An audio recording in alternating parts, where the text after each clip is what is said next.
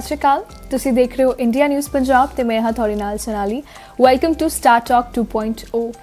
ਸੋ ਅੱਜ ਮੇਰੇ ਨਾਲ ਸਟਾਰ ਟਾਕ ਦੇ ਵਿੱਚ ਉਹ ਸ਼ਖਸੀਅਤ ਹੈ ਜੋ ਕਿ ਇੱਕ ਬਹੁਤ ਪਿਆਰੀ ਤੇ ਸੋਹਣੀ ਅਦਾਕਾਰਾ ਤਾਂ ਹੈ ਹੀ, ਬਟ ਉਸ ਤੋਂ ਇਲਾਵਾ ਜੋ ਕਿ ਬਹੁਤ ਘੱਟ ਲੋਕਾਂ ਨੂੰ ਰਿਅਲਾਈਜੇਸ਼ਨ ਹੁੰਦੀ ਆ ਕਿ ਸਮਾਜ ਦੇ ਲਈ ਉਹਨਾਂ ਦੀ ਕੀ ਜ਼ਿੰਮੇਵਾਰੀਆਂ ਨੇ।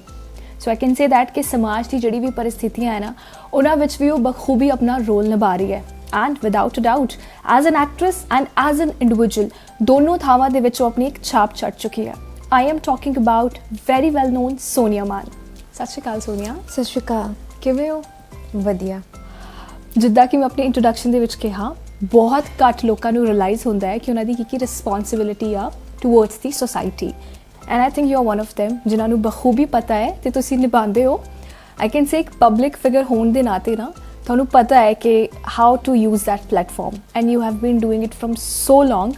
ਸਭ ਤੋਂ ਪਹਿਲਾ ਸਵਾਲ, 13 ਮਹੀਨੇ ਆਮ ਲੋਕਾਂ ਦੇ ਵਿੱਚ ਰਹੇ ਹੋ, a glamorous girl who came from Bombay, ਹੈ ਨਾ, ਅਤੇ ਮਤਲਬ ਉਹ 13 ਮਹੀਨਿਆਂ ਤੋਂ ਬਾਅਦ ਜ਼ਿੰਦਗੀ ਜਿਉਣ ਦਾ ਨਜ਼ਰੀਆ ਕਿੱਦਾਂ ਬਦਲਿਆ?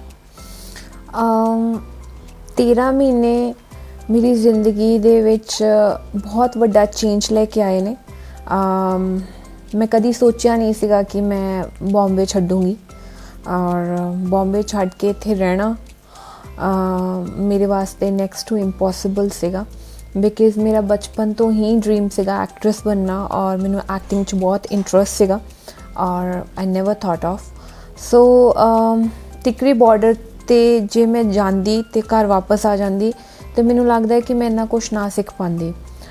ਉੱਥੇ ਰਹਿਣ ਦੇ ਨਾਲ, ਲੋਕਾਂ ਦੇ ਨਾਲ ਟੈਂਟ ਦੇ ਵਿੱਚ ਔਰ ਡਿਫਰੈਂਟ ਪੰਚਾਇਤ ਦੇ ਵਿੱਚ ਜਾ ਕੇ, ਔਰ ਇੱਕ ਡਿਫਰੈਂਟ ਐਕਸਪੀਰੀਅੰਸ ਸੀਗਾ ਉਹਨਾਂ ਦੇ ਨਾਲ। ਉਹਨਾਂ ਦੀਆਂ ਗੱਲਾਂ ਜਾਣਨ ਦਾ ਮੌਕਾ ਮਿਲਿਆ, ਉਹਨਾਂ ਦੀਆਂ ਸਮੱਸਿਆਵਾਂ, problems, everything, you know.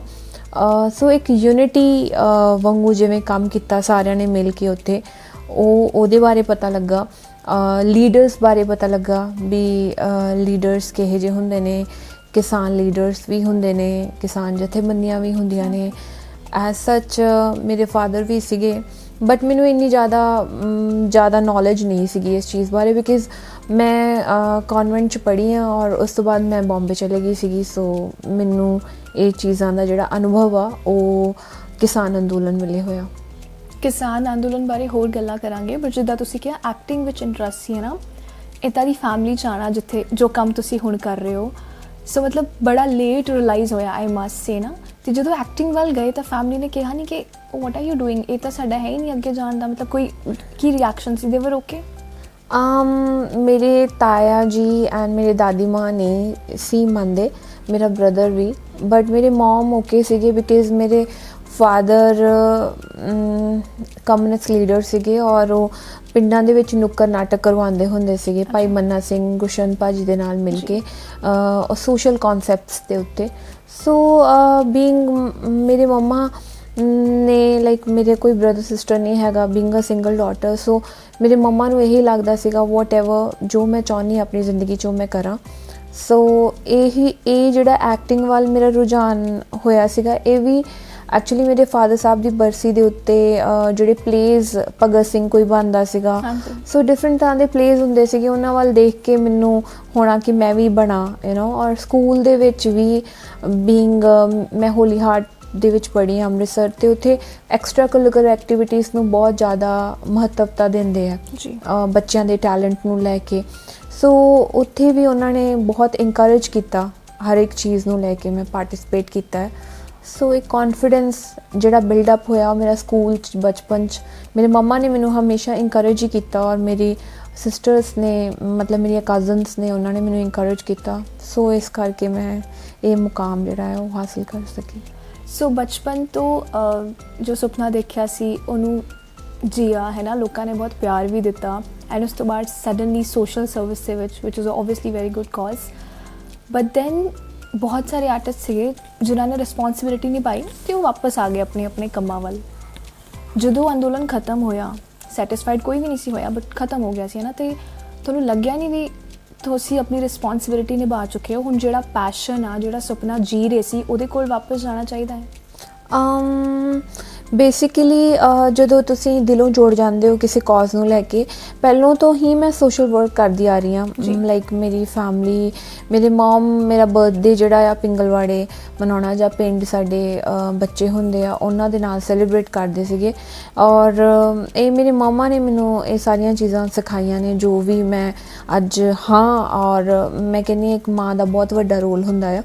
So social work ਤਾਂ ਅਸੀਂ ਪਹਿਲਾਂ ਤੋਂ ਕਰਦੇ ਆ ਰਹੇ ਹਾਂ, ਬਟ ਜੋ ਕਿਸਾਨ ਅੰਦੋਲਨ ਵੇਲੇ ਜੋ ਚੀਜ਼ਾਂ ਦੇ ਵਿੱਚ ਜੋ ਇੱਕ ਦਿਲ ਦੇ ਵਿੱਚ ਘਰ ਕਰ ਗਈਆਂ ਚੀਜ਼ਾਂ ਹਨ, ਫਿਰ ਉਸ ਤੋਂ ਬਾਅਦ ਇਹ ਲੱਗਦਾ ਸੀਗਾ ਕਿ ਮੈਨੂੰ ਬੁਲਾਉਂਦੇ ਸੀਗੇ ਸਾਰੇ ਲੋਕੀ, ਜਿਵੇਂ ਕਿਤੇ ਕੋਈ ਮੋਰਚਾ ਹੋਇਆ ਜਾਂ ਪੰਚਾਇਤ ਹੋਈ, ਜਿਵੇਂ ਅੱਜ ਵੀ ਹਰਿਆਣੇ ਦੇ ਵਿੱਚ ਹੁੰਦੀ ਆ, ਅਤੇ ਉਹ ਮੈਨੂੰ ਸੱਦਦੇ ਨੇ। ਸੋ ਉੱਥੇ ਮੈਨੂੰ ਇਹ ਲੱਗਦਾ ਕਿ ਮੈਂ ਇਹਨਾਂ ਨੂੰ ਨਾ ਕਿਵੇਂ ਕਹਾਂ, ਕਿਉਂਕਿ ਬਹੁਤ ਆਰਟਿਸਟ ਵਿੱਚ ਇਹ ਗੱਲ ਹੁੰਦੀ ਹੈ ਕਿ ਤੁਸੀਂ ਪੈਸੇ ਲੈ ਕੇ ਚਾਰਜ ਕਰਦੇ ਹੋ ਕਿਤੇ ਵੀ ਜਾਂਦੇ ਹੋ, ਹੈ ਨਾ। ਇੱਕ ਆਰਟਿਸਟ ਪ੍ਰੋਫੈਸ਼ਨ ਹੀ ਡਿਫਰੈਂਟ ਹੁੰਦਾ ਆ। ਤੁਸੀਂ ਬਿਨਾਂ ਪੈਸਿਆਂ ਤੋਂ ਕੰਮ ਨਹੀਂ ਕਰਦੇ, ਜਾਂ ਬਿਨਾਂ ਪੈਸਿਆਂ ਤੋਂ ਤੁਸੀਂ ਕੁਛ ਵੀ ਨਹੀਂ ਕਰਦੇ। ਬਟ ਇਹ ਆਫਟਰ ਕਿਸਾਨ ਅੰਦੋਲਨ ਇੱਕ ਇਹੋ ਜਿਹਾ ਰਿਸ਼ਤਾ ਲੋਕਾਂ ਦੇ ਨਾਲ ਬਣ ਗਿਆ ਸੀਗਾ ਕਿ ਜਿਹਦੇ ਵਿੱਚ ਤੁਸੀਂ ਪੈਸੇ ਚਾਰਜ ਨਹੀਂ ਕਰ ਸਕਦੇ ਲੋਕਾਂ ਤੋਂ ਵਾਈਲ ਡੂਇੰਗ ਸੋਸ਼ਲ ਵਰਕ। ਸੋ ਇੱਕ ਉਹ ਫਿਰ ਇੱਕ ਜਿਹੜਾ ਆਰਟਿਸਟ ਅਤੇ ਲੋਕਾਂ ਦੇ ਵਿੱਚ ਇੱਕ ਜਿਹੜਾ ਮਤਲਬ ਕਹਿੰਦੇ ਆ ਕਿ ਇੱਕ ਦੀਵਾਰ ਹੁੰਦੀ ਹੈ, ਉਹ ਫਿਰ ਟੁੱਟ ਜਾਂਦੀ ਹੈ ਬਿਲਕੁਲ ਕਿਤੇ ਨਾ ਕਿਤੇ। ਮਤਲਬ ਫਿਰ ਤੁਸੀਂ ਪੈਸਿਆਂ ਬਾਰੇ ਨਹੀਂ ਸੋਚਦੇ, ਫਿਰ ਤੁਸੀਂ ਸਿਰਫ ਦਿਲੋਂ ਸੋਚਦੇ ਹੋ ਲੋਕਾਂ ਬਾਰੇ। ਐਂਡ ਜੋ ਮੇਰੇ ਦਿਲ ਨੇ ਕਿਹਾ ਉਹ ਮੈਂ ਕੀਤਾ। ਐਂਡ ਆਫਟਰ ਦੈਟ ਮੈਨੂੰ ਜਾਟ ਮਹਾਸਭਾ ਦੀ ਪੰਜਾਬ ਦੀ ਇਹਨਾਂ ਨੇ ਪ੍ਰਧਾਨ ਬਣਾ ਦਿੱਤਾ। ਐਂਡ ਹਰਿਆਣੇ ਦੇ ਵਿੱਚ ਵੀ ਕਾਫੀ ਜਾਟ ਕਮਿਊਨਿਟੀ ਹੈ, ਐਂਡ ਜਾਟ ਮਤਲਬ ਜੱਟ ਜਿਹੜੇ ਕਿਸਾਨ ਹੈਗੇ ਨੇ, ਟਕੈਤ ਸਾਹਿਬ ਉਹਦੇ ਮੇਨ ਉਹਦੇ ਵਿੱਚ ਹੈਗੇ ਨੇ, ਔਰ ਯੂਪੀ ਦੇ ਵਿੱਚ ਵੀ ਕਾਫੀ ਵੱਡੀ ਜਥੇਬੰਦੀ ਹੈ। ਸੋ ਬੀਇੰਗ ਐਜ਼ ਮੈਂ ਸਾਰੀਆਂ ਜਥੇਬੰਦੀਜ਼ ਦੇ ਨਾਲ ਕੰਮ ਕਰਕੇ ਦੇਖਿਆ। ਸੋ ਬੇਸਿਕਲੀ ਮੈਨੂੰ ਕਿਸੇ ਵੀ ਜਥੇਬੰਦੀ ਦੇ ਨਾਲ ਇੱਕ ਕੰਫਰਟ ਜ਼ੋਨ ਨਹੀਂ ਮਿਲ ਰਹੀ ਸੀਗੀ, ਓਕੇ ਯੂ ਨੋ। ਐਂਡ ਦੂਜੀ ਗੱਲ ਇਹ ਕਿ I am not a political person, ਮੈਨੂੰ ਪੋਲੀਟਿਕਸ ਕਰਨੀ ਨਹੀਂ ਆਉਂਦੀ, ਔਰ ਨਾ ਹੀ ਮੈਨੂੰ ਇਹ ਸਮਝ ਸੀਗੀ ਕਿ ਕਿਹੜੀ ਪਾਰਟੀ ਚੰਗੀ ਹੈ ਕਿਹੜੀ ਮਾੜੀ ਹੈ, ਯੂ ਨੋ। ਮੈਂ ਪਿੰਡ 'ਚ ਰਹੀ ਨਹੀਂ ਜਦੋਂ, ਅਤੇ ਮੈਨੂੰ ਨਾ ਮੈਂ ਪੰਜਾਬ 'ਚ ਰਹੀ ਸੀਗੀ। ਸੋ ਮੈਨੂੰ ਇਹ ਨਹੀਂ ਪਤਾ ਕਿ ਅਕਾਲੀਆਂ ਨੇ ਬੁਰਾ ਕੀਤਾ ਸੀਗਾ, ਲੋਕੀ ਉਹਨਾਂ ਨੂੰ ਗਾਲਾਂ ਕੱਢ ਰਹੇ ਸੀਗੇ, ਕਾਂਗਰਸ ਨੇ ਬੁਰਾ ਕੀਤਾ ਸੀਗਾ। ਬਿਕਾਜ਼ ਬੀਇੰਗ ਅ ਐਕਟਰ ਤੁਸੀਂ ਆਪਣੇ ਕੰਮ ਵੱਲ ਹੀ ਧਿਆਨ ਦਿੰਦੇ ਹੋ, ਤੁਸੀਂ ਇਹ ਚੀਜ਼ਾਂ 'ਚ ਕਦੀ ਪਏ ਹੀ ਨਹੀਂ, ਅਤੇ ਤੁਹਾਨੂੰ ਪਤਾ ਹੀ ਨਹੀਂ ਹੈ ਇਸ ਚੀਜ਼ ਬਾਰੇ, ਨੌਲੇਜ ਹੀ ਨਹੀਂ ਹੈਗੀ। ਸੋ ਇਹ ਸਾਰਾ ਕੁਝ ਸਿੱਖਿਆ, ਨਵਾਂ ਸੀਗਾ ਪਰ ਸਿੱਖਿਆ। ਐਂਡ ਰਿਜ਼ਲਟ ਇਹ ਨਿਕਲਦਾ ਹੈ ਇਸ ਸਾਰੀਆਂ ਚੀਜ਼ਾਂ ਤੋਂ ਕਿ politics is a very bad game. Politics ਦੀ ਤੁਸੀਂ ਗੱਲ ਕਰ ਰਹੇ ਹੋ, ਬੜਾ ਰਿਊਮਰ ਫੈਲਿਆ ਸੀ ਮਤਲਬ ਕਿ ਅੱਜ ਤਾਂ ਸੋਨੀਆ ਮਾਨ ਪੋਲੀਟਿਕਸ ਜੁਆਇਨ ਕਰ ਰਹੇ ਨੇ ਹਰ ਪਾਸੇ। ਦੇਖੋ ਆਮ ਆਦਮੀ ਪਾਰਟੀ ਵਾਸਤੇ ਮੈਨੂੰ ਆਫਰ ਆਈ ਸੀਗੀ, ਮੋਹਾਲੀ ਵਾਸਤੇ ਵੀ ਅਤੇ ਰਾਜਸਥਾਨ ਸੀ ਜਿੱਥੋਂ ਮੇਰੇ ਫਾਦਰ ਇਲੈਕਸ਼ਨ ਲੜਦੇ ਸੀਗੇ। ਮੈਂ ਕੇਜਰੀਵਾਲ ਸਾਹਿਬ ਨੂੰ ਮਿਲੀ ਸੀਗੀ, ਔਰ ਮੈਨੂੰ ਸੰਦੀਪ ਪਾਠਕ ਜੀ ਨੇ ਮਿਲਵਾਇਆ ਸੀਗਾ ਉਹਨਾਂ ਦੇ ਨਾਲ। ਐਂਡ ਮੈਂ ਔਰ ਮੀਤ ਹੇਅਰ ਨੇ ਉਹ ਚੰਗੇ ਦੋਸਤ ਆ ਮੇਰੇ, ਉਹਨਾਂ ਨੇ ਮਿਲਵਾਇਆ ਸੀਗਾ। ਬੇਸਿਕਲੀ ਮੈਨੂੰ ਇਹ ਲੱਗਦਾ ਸੀਗਾ ਕਿ ਆਮ ਆਦਮੀ ਪਾਰਟੀ ਇੱਕ ਨਵੀਂ ਪਾਰਟੀ ਹੈ ਔਰ ਲੋਕਾਂ ਵਾਸਤੇ ਕੁਝ ਕਰਨਾ ਚਾਹੁੰਦੀ ਹੈ, ਔਰ ਅੰਦੋਲਨ ਝੂਠੀ ਇੱਕ ਪਾਰਟੀ ਸੀਗੀ। And being friend to Meet, and he is a good person, ਔਰ ਉਹਨਾਂ ਨੇ ਲੋਕਾਂ ਵਾਸਤੇ ਚੰਗਾ ਕੀਤਾ ਅੱਜ ਤੱਕ। ਸੋ ਹੁਣ ਮੇਰੇ uncle Kuldeep Dhaliwal is also in Aam Aadmi party. So basically ਮੈਨੂੰ ਜ਼ਿਆਦਾ ਐਕਸਪੀਰੀਅੰਸ ਨਹੀਂ ਸੀਗਾ ਪੋਲੀਟਿਕਸ ਦਾ। ਉਹਨਾਂ ਨੇ ਮੈਨੂੰ ਕਿਹਾ ਵੀ ਤੈਨੂੰ ਜੁਆਇਨ ਕਰਨੀ ਚਾਹੀਦੀ ਹੈ, and then I said okay fine, ਮੈਂ ਕਰ ਲੈਂਦੀ ਹਾਂ। ਅਤੇ ਮੈਂ ਆਮ ਆਦਮੀ ਪਾਰਟੀ ਜ਼ਰੂਰ ਜੁਆਇਨ ਕਰਨੀ ਸੀਗੀ, ਬਟ ਜਿਹੜਾ ਇਹ ਅਕਾਲੀ ਦਲ ਵਾਲਾ ਰੌਲਾ ਪਿਆ ਸੀਗਾ ਉਹ ਮੈਂ ਨਹੀਂ ਜੁਆਇਨ ਕਰਨੀ ਸੀਗੀ।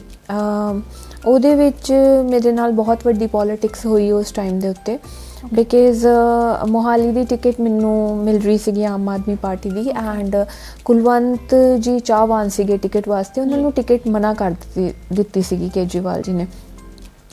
NK ਸ਼ਰਮਾ ਜੀ ਜਿਹੜੇ ਕਿ ਡੇਰਾਬੱਸੀ ਤੋਂ MLA ਨੇ, ਉਹਨਾਂ ਦਾ ਅਤੇ ਕੁਲਵੰਤ ਜੀ ਦਾ ਬਿਜ਼ਨਸ ਸਾਂਝਾ ਆ। ਸੋ ਬੇਸਿਕਲੀ ਇੱਕ ਜਸ਼ਨ ਇੱਕ ਨਾਮ ਦਾ ਬੰਦਾ ਸੀਗਾ ਜਿਹੜਾ ਕਿ ਚੌਟਾਲਾ ਸਾਹਿਬ ਨੂੰ ਵੀ ਜਾਣਦਾ ਸੀਗਾ ਅਤੇ ਉਹਨਾਂ ਨੂੰ ਵੀ ਜਾਣਦਾ ਸੀਗਾ। ਸੋ ਉਹਨਾਂ ਨੇ ਇਹ ਚੌਟਾਲਾ ਸਾਹਿਬ ਨੂੰ ਇਹ ਗੱਲ ਕਹੀ ਕਿ ਸੁਖਬੀਰ ਜੀ ਚਾਹੁੰਦੇ ਨੇ ਕਿ ਸੋਨੀਆ ਅਕਾਲੀ ਦਲ ਜੁਆਇਨ ਕਰੇ। ਔਰ ਜਦ ਕਿ ਚੌਟਾਲਾ ਸਾਹਿਬ ਨੂੰ ਇਸ ਚੀਜ਼ ਬਾਰੇ ਇੰਨਾ ਕੁਛ ਨਹੀਂ ਪਤਾ ਸੀਗਾ, ਨਾ ਹੀ ਉਹਨਾਂ ਦਾ ਕੋਈ ਇੰਟਰਸਟ ਸੀਗਾ ਇਸ ਚੀਜ਼ ਦੇ ਵਿੱਚ, ਬਿਕਾਜ਼ ਇਟਸ ਮਾਈ ਲਾਈਫ, ਹੈ ਨਾ। ਬਟ ਉਹਦੇ ਵਿੱਚ ਸੁਖਬੀਰ ਜੀ ਨੂੰ ਜਾ ਕੇ ਉਹਨਾਂ ਨੇ NK ਸ਼ਰਮਾ ਜੀ ਨੇ ਕਿਹਾ ਵੀ ਸੋਨੀਆ, ਚੌਟਾਲਾ ਸਾਹਿਬ ਚਾਹੁੰਦੇ ਵੀ ਸੋਨੀਆ ਤੁਸੀਂ ਅਕਾਲੀ ਦਲ ਜੁਆਇਨ ਕਰਾਓ। ਬੀਇੰਗ ਪੋਲੀਟੀਕਲ ਲੋਕਾਂ ਨੇ ਗੇਮ ਖੇਡੀ ਜਿਨ੍ਹਾਂ ਨੇ ਖੇਡਣੀ ਸੀਗੀ, and they played a huge big game with me because I am a non experience person. So ਮੈਨੂੰ ਫਿਰ ਇਹ ਗੱਲ ਕਹੀ ਗਈ, ਉਹਨਾਂ ਨੇ ਕਿਹਾ ਵੀ ਤੁਸੀਂ ਅਕਾਲੀ ਦਲ ਜੁਆਇਨ ਕਰੋ। ਮਤਲਬ ਚੌਟਾਲਾ ਅੰਕਲ ਨੇ ਮੈਨੂੰ ਕਿਹਾ ਵੀ ਤੁਸੀਂ, ਮੈਂ ਕਿਹਾ ਆ ਉਹਨਾਂ ਨੂੰ ਤੁਸੀਂ ਜੁਆਇਨ ਕਰੋ। ਆਈ ਸੈਡ ਕਿ ਮੈਂ ਨਹੀਂ ਕਰ ਸਕਦੀ join because I have given my words to Aam Aadmi Party. But ਉਦੋਂ ਤੱਕ ਵੇਖੋ ਮੀਡੀਆ ਦੇ ਵਿੱਚ ਇਹਨਾਂ ਨੇ ਗੱਲਾਂ ਫੈਲਾ ਦਿੱਤੀਆਂ ਮੇਰੇ ਵਾਸਤੇ, ਔਰ ਕੁਲਵੰਤ ਨੇ ਮੀਡੀਆ 'ਚ ਦੇਣਾ ਸ਼ੁਰੂ ਕਰ ਦਿੱਤਾ ਕਿ ਹਰਿਆਣੇ ਦੀ ਬਹੁਤ ਵੱਡੀ ਫੈਮਿਲੀ ਜਿਹੜੀ ਹੈ ਸੋਨੀਆ ਨੂੰ ਅਕਾਲੀ ਦਲ ਜੁਆਇਨ ਕਰਵਾ ਰਹੀ ਹੈ। ਮੈਨੂੰ ਨੁਕਸਾਨ ਇਹ ਹੋਇਆ ਕਿ being very close to Chautala family, as we worked in kisan andolan, as ਉਹਨਾਂ ਨੇ ਅਸਤੀਫਾ ਦਿੱਤਾ ਸੀਗਾ ਕਿਸਾਨ ਅੰਦੋਲਨ ਵੇਲੇ। ਮੈਂ ਇਹ ਮੰਨਦੀ ਹਾਂ ਵੀ ਕਿਸੇ ਵੀ ਇਨਸਾਨ ਨੇ ਅਸਤੀਫਾ ਦਿੱਤਾ ਹੁੰਦਾ ਕਿਸਾਨ ਅੰਦੋਲਨ ਵਿੱਚ ਤੇ ਮੈਂ ਉਸ ਇਨਸਾਨ ਦੀ ਸਾਥ ਦਿੰਦੀ। ਆਈ ਥਿੰਕ ਮੇਰੀ ਜਗ੍ਹਾ 'ਤੇ ਕੋਈ ਹੋਰ ਵੀ ਦਿੰਦਾ ਤੇ ਉਹਦਾ ਹੀ ਸਾਥ ਦਿੰਦਾ। ਸੋ ਇਹਦੇ ਵਿੱਚ ਮੈਨੂੰ ਮੈਨੂਪਲੇਸ਼ਨ ਕੀਤੀ ਗਈ ਸਾਰੀ ਚੀਜ਼ ਦੇ ਵਿੱਚ। ਐਂਡ ਜਦ ਕਿ ਜਿਸ ਦਿਨ ਜੁਆਇਨਿੰਗ ਸੀਗੀ ਉਸ ਦਿਨ ਵੀ ਮੈਂ ਹੱਥ ਜੋੜੇ ਸੀਗੇ ਸੁਖਬੀਰ ਜੀ ਅੱਗੇ ਕਿ I am not gonna join your party because ਮੇਰੇ ਇਨਫੈਕਟ ਜਦੋਂ ਮੈਂ ਇੱਕ ਕਿਤੇ ਵਰਡਸ ਦਿੱਤੇ ਆ already, I have given a commitment to Kejriwal sir or whatever my friends are involved into it, I am a person, ਮੈਂ ਪਹਿਲਾਂ ਤਾਂ ਕੁਛ ਕਰਦੀ ਨਹੀਂ, ਜੇ ਮੈਂ ਕੁਛ ਕਰਾਂ ਮੈਂ ਬੈਕਅਪ ਨਹੀਂ ਕਰਦੀ ਮਤਲਬ ਉਸ ਚੀਜ਼ ਨੂੰ ਲੈ ਕੇ। ਸੋ ਇਹ ਬਹੁਤ ਸਾਰੀਆਂ ਮਿਸਅੰਡਰਸਟੈਂਡਿੰਗਸ ਜਿਹੜੀਆਂ ਨੇ ਉਹ ਕ੍ਰੀਏਟ ਕੀਤੀਆਂ ਗਈਆਂ ਉਸ ਸਿਚੁਏਸ਼ਨ ਨੂੰ ਲੈ ਕੇ ਬਿਕਾਜ਼ ਮੈਂ ਨਹੀਂ ਸੀਗੀ। ਸੋ ਚਲੋ ਉਹ ਟਾਈਮ ਨਿਕਲ ਗਿਆ, ਫਿਰ ਮੈਂ ਉਹ ਪਾਰਟੀ ਵੀ ਨਹੀਂ ਜੁਆਇਨ ਕੀਤੀ ਅਤੇ ਦੂਜੀ ਵੀ ਨਹੀਂ ਕੀਤੀ because I am a very emotional person. ਮੈਂ ਬਹੁਤ ਹਰਟ ਹੋਈ ਇਹ ਸਾਰੀਆਂ ਚੀਜ਼ਾਂ ਨੂੰ ਲੈ ਕੇ ਕਿ ਜੋ ਮੇਰੇ ਨਾਲ ਪੋਲੀਟਿਕਸ ਹੋਈ ਹੈ ਉਸ ਟਾਈਮ ਦੇ ਉੱਤੇ। ਬਟ ਫਿਰ ਮੈਂ ਸੋਚਿਆ ਕਿ knowing people I supported Simranjit Singh Mann. Why I supported Simranjit Singh Mann? ਮੇਰਾ ਦੋਸਤ ਗੋਵਿੰਦ ਸਿਮਰਨਜੀਤ ਸਿੰਘ ਮਾਨ ਜੀ ਦਾ ਨੈਫਿਊ ਜਿਹੜਾ ਮੇਰਾ ਬਹੁਤ ਚੰਗਾ ਦੋਸਤ ਹੈ। He is a very good person, nice, genuinely sweet person. And ਸਾਡੀ ਕਦੀ ਪੋਲੀਟਿਕਸ ਦੀ ਗੱਲ ਨਹੀਂ ਹੋਈ ਸੀਗੀ। ਮੈਂ ਉਹਨਾਂ ਨੂੰ ਪਹਿਲਾਂ ਤੋਂ ਜਾਣਦੀ ਹਾਂ ਐਕਚੁਅਲੀ। ਜਦੋਂ ਇਲੈਕਸ਼ਨਸ ਦੀ ਗੱਲ ਆਈ ਅਤੇ ਉਹਨਾਂ ਨੇ ਮੇਰੇ ਨਾਲ ਗੱਲ ਕੀਤੀ, ਮੈਨੂੰ ਕਹਿੰਦੇ ਵੀ ਸੋਨੀਆ ਵੀ ਜਿਹੜਾ ਇਹ ਕਾਮਰੇਡ ਵਰਸਸ ਸਿੱਖ ਦਾ ਰੌਲਾ ਪੈਂਦਾ ਹੈ, so you are the one, come front and just finish ਆ ਸਾਰਾ ਕੁਛ ਅਸੀਂ ਫਿਨਿਸ਼ ਕਰ ਸਕਦੇ ਹਾਂ ਇਕੱਠੇ ਮਿਲ ਕੇ ਜਦੋਂ ਤੂੰ ਸਿਮਰਨਜੀਤ ਸਿੰਘ ਮਾਨ ਦੀ ਸਪੋਰਟ ਕਰੇਂਗੀ। As I belong to the family ਜਿੱਥੇ ਮੇਰੇ ਸਗੇ ਮਾਸੜ ਜੀ ਦੇ brother major general Shabeg Singh ਸੀਗੇ, ਅਤੇ ਮਤਲਬ ਇਹ ਬਹੁਤ ਘੱਟ ਲੋਕਾਂ ਨੂੰ ਪਤਾ ਹੈ ਕਿ ਬੀਇੰਗ ਮਤਲਬ ਮੇਰੇ ਪਾਪਾ ਦੇ ਸਕੇ ਸਾਂਢੂ ਸੀਗੇ। ਸੋ ਸਾਡੇ ਘਰ ਦੇ, ਸਾਡੀ ਫੈਮਿਲੀ 'ਚ ਤਾਂ ਇਹੋ ਜਿਹਾ ਕੋਈ ਕਾਮਰੇਡ ਵਰਸਸ ਸਿੱਖ ਦਾ ਰੌਲਾ ਨਹੀਂ ਹੈ। ਇਹ ਸਿਰਫ ਇੱਕ ਪੋਲੀਟੀਕਲ ਏਜੰਡਾ ਅਤੇ ਏਜੰਸੀਜ਼ ਦੇ ਨਾਲ ਬਣਾਈਆਂ ਹੋਈਆਂ ਚੀਜ਼ਾਂ ਨੇ ਜਿਹੜੀਆਂ ਮੈਂ ਇੱਕ ਕੋਸ਼ਿਸ਼ ਕੀਤੀ ਉਦੋਂ ਗੋਬਿੰਦ ਦੇ ਨਾਲ ਮਿਲ ਕੇ ਅਮਰਗੜ੍ਹ ਦੇ ਵਿੱਚ ਸਿਮਰਨਜੀਤ ਸਿੰਘ ਮਾਨ ਨੂੰ ਸਪੋਰਟ ਕਰਕੇ ਕਿ ਬੀਇੰਗ ਅ ਕਾਮਰੇਡ ਡਾਟਰ ਮੈਂ ਉੱਥੇ ਜਾ ਕੇ ਲੋਕਾਂ ਨੂੰ ਕਹਾਂ ਕਿ ਲਾਈਕ ਅਸੀਂ ਇਕੱਠੇ ਹਾਂ, ਮਤਲਬ ਅਸੀਂ ਸਾਰੇ ਸਿੱਖ ਹਾਂ ਔਰ ਸਾਡੇ ਵਿੱਚ ਕੋਈ ਪਾੜ ਨਹੀਂ ਹੈਗਾ। And in fact Simranjit Singh Mann told me ਕਿੰਨੀਆਂ ਸਾਰੀਆਂ stories that moment of time ਕਿ ਉਹਨਾਂ ਨੇ ਕਈ ਨਕਸਲਵਾਦੀਆਂ ਦੀ ਜਾਨ ਬਚਾਈ ਸੀਗੀ। ਐਂਡ ਕਾਮਰੇਡ 'ਤੇ ਸਾਡਾ ਕੋਈ ਰੌਲਾ ਨਹੀਂ ਹੈਗਾ, ਸਾਡਾ ਰੌਲਾ ਸੈਂਟਰ ਪੱਖੀ ਹੈ ਲੋਕਾਂ ਦੇ ਹੱਕਾਂ ਪ੍ਰਤੀ। ਸੋ ਬੀਇੰਗ ਮੈਂ ਨਵੀਂ ਸੀਗੀ ਸਾਰੀਆਂ ਚੀਜ਼ਾਂ ਦੇ ਵਿੱਚ, ਮੈਨੂੰ ਜਿੰਨੀ ਸਾਰਿਆਂ ਨੇ ਜੋ ਗੱਲਾਂ ਕਹੀਆਂ ਮੈਂ ਸੁਣੀਆਂ ਅਤੇ ਮੈਂ ਉਹ ਸੁਣ ਕੇ ਮੰਨ ਲਈਆਂ ਅਤੇ ਉਹ ਮੈਂ ਕੀਤੀਆਂ। ਮੈਨੂੰ ਨਹੀਂ ਪਤਾ ਦੁਨੀਆ ਕਿਹੋ ਜਿਹੀ ਹੈਗੀ ਆ, ਬੀਇੰਗ ਆਰਟਿਸਟ ਬਹੁਤ ਡਿਫਰੈਂਟ ਹੁੰਦੇ ਆ। ਔਰ ਨਾ ਹੀ ਮੈਂ ਕਦੀ ਪੋਲੀਟਿਕਸ ਕਰਨੀ ਚਾਹੀ, ਮੈਂ ਕਦੀ ਇਹ ਸੋਚ ਕੇ ਨਹੀਂ ਕਿਸੇ ਨੂੰ ਸਪੋਰਟ ਕੀਤਾ ਕਿ ਮੈਨੂੰ ਟਿਕਟ ਚਾਹੀਦੀ ਹੈ, ਜਦ ਕਿ ਮੈਨੂੰ ਮਾਨ ਸਾਹਿਬ ਨੇ ਆਫਰ ਕੀਤਾ ਕਿ ਤੈਨੂੰ ਪੋਲੀਟਿਕਸ 'ਚ ਆਉਣਾ ਚਾਹੀਦਾ, ਤੈਨੂੰ ਅੱਗੇ ਆਉਣਾ ਚਾਹੀਦਾ। ਆਈ ਸੈਡ ਨੋ, ਮੈਂ ਨਹੀਂ ਗਈ ਉਸ ਚੀਜ਼ ਦੇ ਵਿੱਚ ਅੱਗੇ। ਅੱਜ ਵੀ ਉਹ ਮੈਨੂੰ ਕਹਿੰਦੇ ਆ ਕਿ ਤੈਨੂੰ ਅੱਗੇ ਆਉਣਾ ਚਾਹੀਦਾ, ਤੈਨੂੰ ਗੱਲ ਕਰਨੀ ਚਾਹੀਦੀ ਹੈ, ਬਟ ਮੈਨੂੰ ਨਹੀਂ ਮੈਨੂੰ ਸ਼ੋਰਿਟੀ ਨਹੀਂ ਹੈਗੀ ਜਿਹੜੀ ਚੀਜ਼ 'ਚ I don't want to come right. ਮੈਨੂੰ ਡਰ ਲੱਗਦਾ ਹੁਣ ਇਹ ਸਾਰੇ ਲੋਕਾਂ ਤੋਂ ਬਿਕਾਜ਼ ਇਹ ਝੂਠ ਬਹੁਤ ਬੋਲਦੇ ਆ ਪੋਲੀਟੀਸ਼ੀਅਨਸ ਜ਼ਿਆਦਾਤਰ ਆਲ ਓਵਰ ਐਂਡ ਦੇ ਮੈਨੂਪਲੇਟ ਥਿੰਗਸ ਐਂਡ ਦੂਜੇ ਦੇ ਦਿਮਾਗ ਦੇ ਵਿੱਚ ਇਹ ਚੀਜ਼ ਬਿਠਾ ਦਿੰਦੇ ਨੇ। ਅੱਜ ਕੇਜਰੀਵਾਲ ਸਾਹਿਬ ਇਹ ਸੋਚਦੇ ਨੇ ਵੀ ਸੋਨੀਆ ਮਾਨ ਨੇ ਸ਼ਾਇਦ ਮੇਰੀ ਟਿਕਟ ਮਨਾ ਕਰਤੀ ਕਿ ਬਿਕਾਜ਼ ਆਫ ਚੌਟਾਲਾ ਸਾਹਿਬ, ਜਦ ਕਿ ਇਹ ਜੀ ਕੋਈ ਗੱਲ ਸੀਗੀ ਨਹੀਂ। You know till the end I was with him and I tried to contact him and I was on my words but ਜੋ ਹੁੰਦਾ ਪਿਆ ਹੈ society ਦੇ ਵਿੱਚ I don't know people manipulate। ਅੱਜ first time this thing on your channel ਮੈਂ ਆ share ਗੱਲ ਕੀਤੀ ਹੈ ਬਿਕਾਜ਼ ਮੈਂ ਭਰੀ ਪਈ ਹਾਂ ਅੰਦਰ ਤੱਕ and ਦੇयर are so many things in ਮੀ ਜਿਹੜੀ ਮੈਂ ਕਿਸੇ ਨਾਲ ਸ਼ੇਅਰ ਹੀ ਨਹੀਂ ਕਰ ਸਕਦੀ ਔਰ ਨਾ ਹੀ ਮੇਰੇ ਤੋਂ ਕੋਈ ਪੁੱਛਦਾ ਹੈ ਕਿ ਕੀ ਹੋਇਆ ਸੀਗਾ ਕੀ ਨਹੀਂ ਹੋਇਆ ਸੀਗਾ। ਲੋਕੀ ਸਿਰਫ ਬਲੇਮ ਕਰਦੇ ਆ ਕਿ ਅੱਛਾ ਇਹ ਅਕਾਲੀ ਦਲ ਜੁਆਇਨ ਕਰਨ ਲੱਗੀ ਸੀਗੀ, ਅਕਾਲੀ ਦਲ ਜੁਆਇਨ, ਜਦ ਕਿ ਮੈਂ ਨਹੀਂ ਕਰਨ ਲੱਗੀ ਸੀਗੀ ਅਕਾਲੀ ਦਲ ਜੁਆਇਨ। ਇੱਕ ਮਿੰਟ ਲਈ even I also believe that, ਮਤਲਬ ਮੇਰੇ ਵਰਗੇ ਕਿੰਨੇ ਜਰਨਲਿਸਟ ਦੇ ਬਿਲੀਵ ਦੈਟ, मतलब एक गेम ही बिल्कुल चेंज हो गई सी। Because you know what, the politicians, they know how to manipulate, they know how to publicize the things because they are perfect in this and I'm the person ਜਿਹੜੀ manipulate ਹੋਈ ਉਹ ਸਾਰੀ situation ਚ ਉਹਨਾਂ ਦੀ ਕਠਪੁਤਲੀ ਬਣ ਕੇ। So that's what happened with me. So ਹੁਣ ਜਿੰਨੀ ਵੀ ਪਾਰਟੀਆਂ ਤੇ ਤੁਸੀਂ ਜਾਂ ਲੋਕਾਂ ਦੇ ਨਾਲ ਆਏ, ਹੁਣ ਰਿਲੇਸ਼ਨ ਕਿੱਦਾਂ ਦਾ ਹੈ ਉਹਨਾਂ ਨਾਲ? ਕਿੰਨਾਂ ਦੇ ਨਾਲ? ਭਾਵੇਂ ਸੀਐਮ ਸਾਹਿਬ ਕਹਿ ਲਓ ਪੰਜਾਬ ਦੇ ਜਾਂ ਫਿਰ ਕੇਜਰੀਵਾਲ ਜੀ ਕਹਿ ਲਓ ਜਾਂ Chautala families. See, I'm not connected to CM ਸਾਹਿਬ। ਬਹੁਤ ਸਾਰੇ ਲੋਕਾਂ ਨੂੰ ਇਹ ਲੱਗਦਾ ਹੈ ਕਿ Sonia Mann is well connected to ਕਿਹਨੂੰ ਕਹਿੰਦੇ ਭਗਵੰਤ ਮਾਨ ਜੀ। ਨੋ ਆਈ ਐਮ ਨਾਟ। ਭਗਵੰਤ ਮਾਨ ਜੀ ਦੇ ਨਾਲ ਮੇਰੀ ਲਾਸਟ ਗੱਲ ਇਲੈਕਸ਼ਨਸ ਵੇਲੇ ਹੋਈ ਸੀਗੀ ਜਦੋਂ ਸਾਡੇ ਹਲਕੇ ਦੇ ਵਿੱਚ ਉਹਨਾਂ ਨੇ ਰੈਲੀ ਕੀਤੀ ਸੀਗੀ। ਉਸ ਟਾਈਮ ਦੇ ਉੱਤੇ ਹੋਈ ਸੀਗੀ ਕਿ ਕੋਈ ਇਨਸਾਨ ਕਹਿ ਰਿਹਾ ਸੀਗਾ ਕਿ ਸਾਨੂੰ ਪੈਸੇ ਲੈ ਕੇ ਟਿਕਟ ਮਿਲ ਰਹੀ ਹੈ ਤਾਂ ਉਹਦੇ ਰਿਲੇਟਡ ਕੋਈ ਗੱਲ ਸੀਗੀ। ਉਹ ਮੈਂ ਉਹਨਾਂ ਨੂੰ ਕਿਹਾ ਸੀਗਾ ਕਿ ਸਾਡੇ ਹਲਕੇ ਦੇ ਵਿੱਚ ਕੋਈ ਵਰਕਰ ਸੀਗਾ ਕਿ ਉਹਨੂੰ ਟਿਕਟ ਦਿਓ ਵੀ ਇੱਥੇ ਬਹੁਤ ਸਾਰੀਆਂ ਅਫਵਾਹਾਂ ਫੈਲ ਰਹੀਆਂ ਨੇ। ਉਹ ਲਾਸਟ ਮੇਰੀ ਕਨਵਰਸੇਸ਼ਨ ਭਗਵੰਤ ਮਾਨ ਜੀ ਦੇ ਨਾਲ ਹੋਈ ਹੈ। ਉਸ ਤੋਂ ਬਾਅਦ ਜਦੋਂ ਉਹ ਸੀਐਮ ਬਣੇ ਜਾਂ ਕੁਛ ਵੀ, ਮੇਰੀ ਅੱਜ ਤੱਕ ਉਹਨਾਂ ਦੇ ਨਾਲ ਕੋਈ ਕਨਵਰਸੇਸ਼ਨ ਨਹੀਂ ਹੋਈ ਐਂਡ ਬਹੁਤ ਸਾਰੇ ਲੋਕਾਂ ਨੂੰ ਇਹ ਲੱਗਦਾ ਹੈ ਪੰਜਾਬ ਦੇ ਕਿ I am very close to him and ਇਹ ਸੱਚ ਨਹੀਂਗਾ। ਐਂਡ ਕੇਜਰੀਵਾਲ ਸਾਹਿਬ ਦੇ ਨਾਲ ਵੀ ਮੇਰੀ ਕਦੀ ਇੱਕੋ ਮੁਲਾਕਾਤ ਹੋਈ ਹੈ ਉਸ ਟਾਈਮ 'ਤੇ ਜਦੋਂ ਮੈਂ ਉਹਨਾਂ ਨੂੰ ਜਦੋਂ ਮੈਨੂੰ ਸੰਦੀਪ ਪਾਠਕ ਜੀ ਤੇ ਮੀਟ ਲੈ ਕੇ ਗਏ ਸੀਗੇ ਜੁਆਇਨਿੰਗ ਕਰਾਉਣ ਵਾਸਤੇ, ਦੈਟਸ ਇਟ। ਔਰ ਉਸ ਤੋਂ ਬਾਅਦ ਮੇਰੀ ਉਹਨਾਂ ਦੇ ਨਾਲ ਕੋਈ ਮੁਲਾਕਾਤ ਨਹੀਂ ਹੋਈ and I am not in touch with them. I am not in touch with Sandeep Pathak also. I am ਬਹੁਤ ਦੇਰ ਪਹਿਲੋਂ ਮੇਰੀ ਉਹਨਾਂ ਨਾਲ ਇੱਕ ਗੱਲ ਹੋਈ ਸੀਗੀ ਆਫਟਰ ਜਦੋਂ ਬਣੀ ਹੈ ਸਰਕਾਰ। ਉਸ ਤੋਂ ਬਾਅਦ ਵੀ ਬਹੁਤ ਸਾਰੇ ਲੋਕਾਂ ਨੂੰ ਇਹ ਭੁਲੇਖਾ ਆਇਆ ਕਿ like Sonia Mann is like very close to Aam Aadmi party. ਯਾ I am close to Kuldeep Dhaliwal uncle because he is my father's best friend, he is my family. So ਮੈਂ ਉਹਨਾਂ ਨਾਲ ਗੱਲਬਾਤ ਹੁੰਦੀ ਰਹਿੰਦੀ ਹੈ ਰਿਲੇਟਡ ਕਿਉਂਕਿ ਉਹ ਸਾਡੇ ਪਿੰਡ ਦੇ ਇਲਾਕੇ ਦੇ ਕੋਈ ਕੰਮ ਹੁੰਦੇ ਆ ਅਤੇ ਉਹਨਾਂ ਨਾਲ ਗੱਲ ਕਰ ਲੈਂਦੀ। In fact I am not in touch with Meet also now because he used to be my friend but he's so busy in his ministership so I'm not in touch with him also. So being so Chautala ਸਾਹਿਬ ਦੀ ਗੱਲ ਕਰੀਏ, ਉਹਨਾਂ ਦੇ ਨਾਲ ਜੇ ਕੋਈ ਕੰਮ ਪੈ ਗਿਆ, ਜੇ ਕਿਸੇ ਨੇ ਕੋਈ ਸ਼ਿਕਾਇਤ ਤਾਂ ਕਿ ਉਹਨਾਂ ਦਾ ਕੰਮ ਕਰਾ ਦਿਓ like this। so ਜਦੋਂ ਉਸ ਟਾਈਮ 'ਤੇ ਸਾਰੇ ਨਾਲ ਖੜੇ ਸੀਗੇ ਔਰ ਜਦੋਂ ਸਾਰੀਆਂ ਚੀਜ਼ਾਂ ਬੁੱਝ ਗਈਆਂ ਉਦੋਂ ਸਾਰੇ ਆਪੋ ਆਪਣੇ ਕੰਮ 'ਚ ਹੋ ਗਏ ਐਂਡ ਦੈਨ ਕੋਈ ਆਪਣੇ ਉੱਤੇ ਨਹੀਂ ਲੈਂਦਾ ਕਿ ਸਾਡੇ ਕਰਕੇ ਹੋਇਆ ਸੀਗਾ, ਤੁਹਾਡੇ ਕਰਕੇ ਹੋਇਆ ਸੀਗਾ। Then they said who is she. So ਇਹ ਹੁੰਦਾ ਆ, ਦਿਸ ਇਜ਼ ਪੋਲੀਟਿਕਸ। ਉਸ ਤੋਂ ਬਾਅਦ ਤੁਹਾਨੂੰ ਨਹੀਂ ਕੋਈ ਪੁੱਛਦਾ।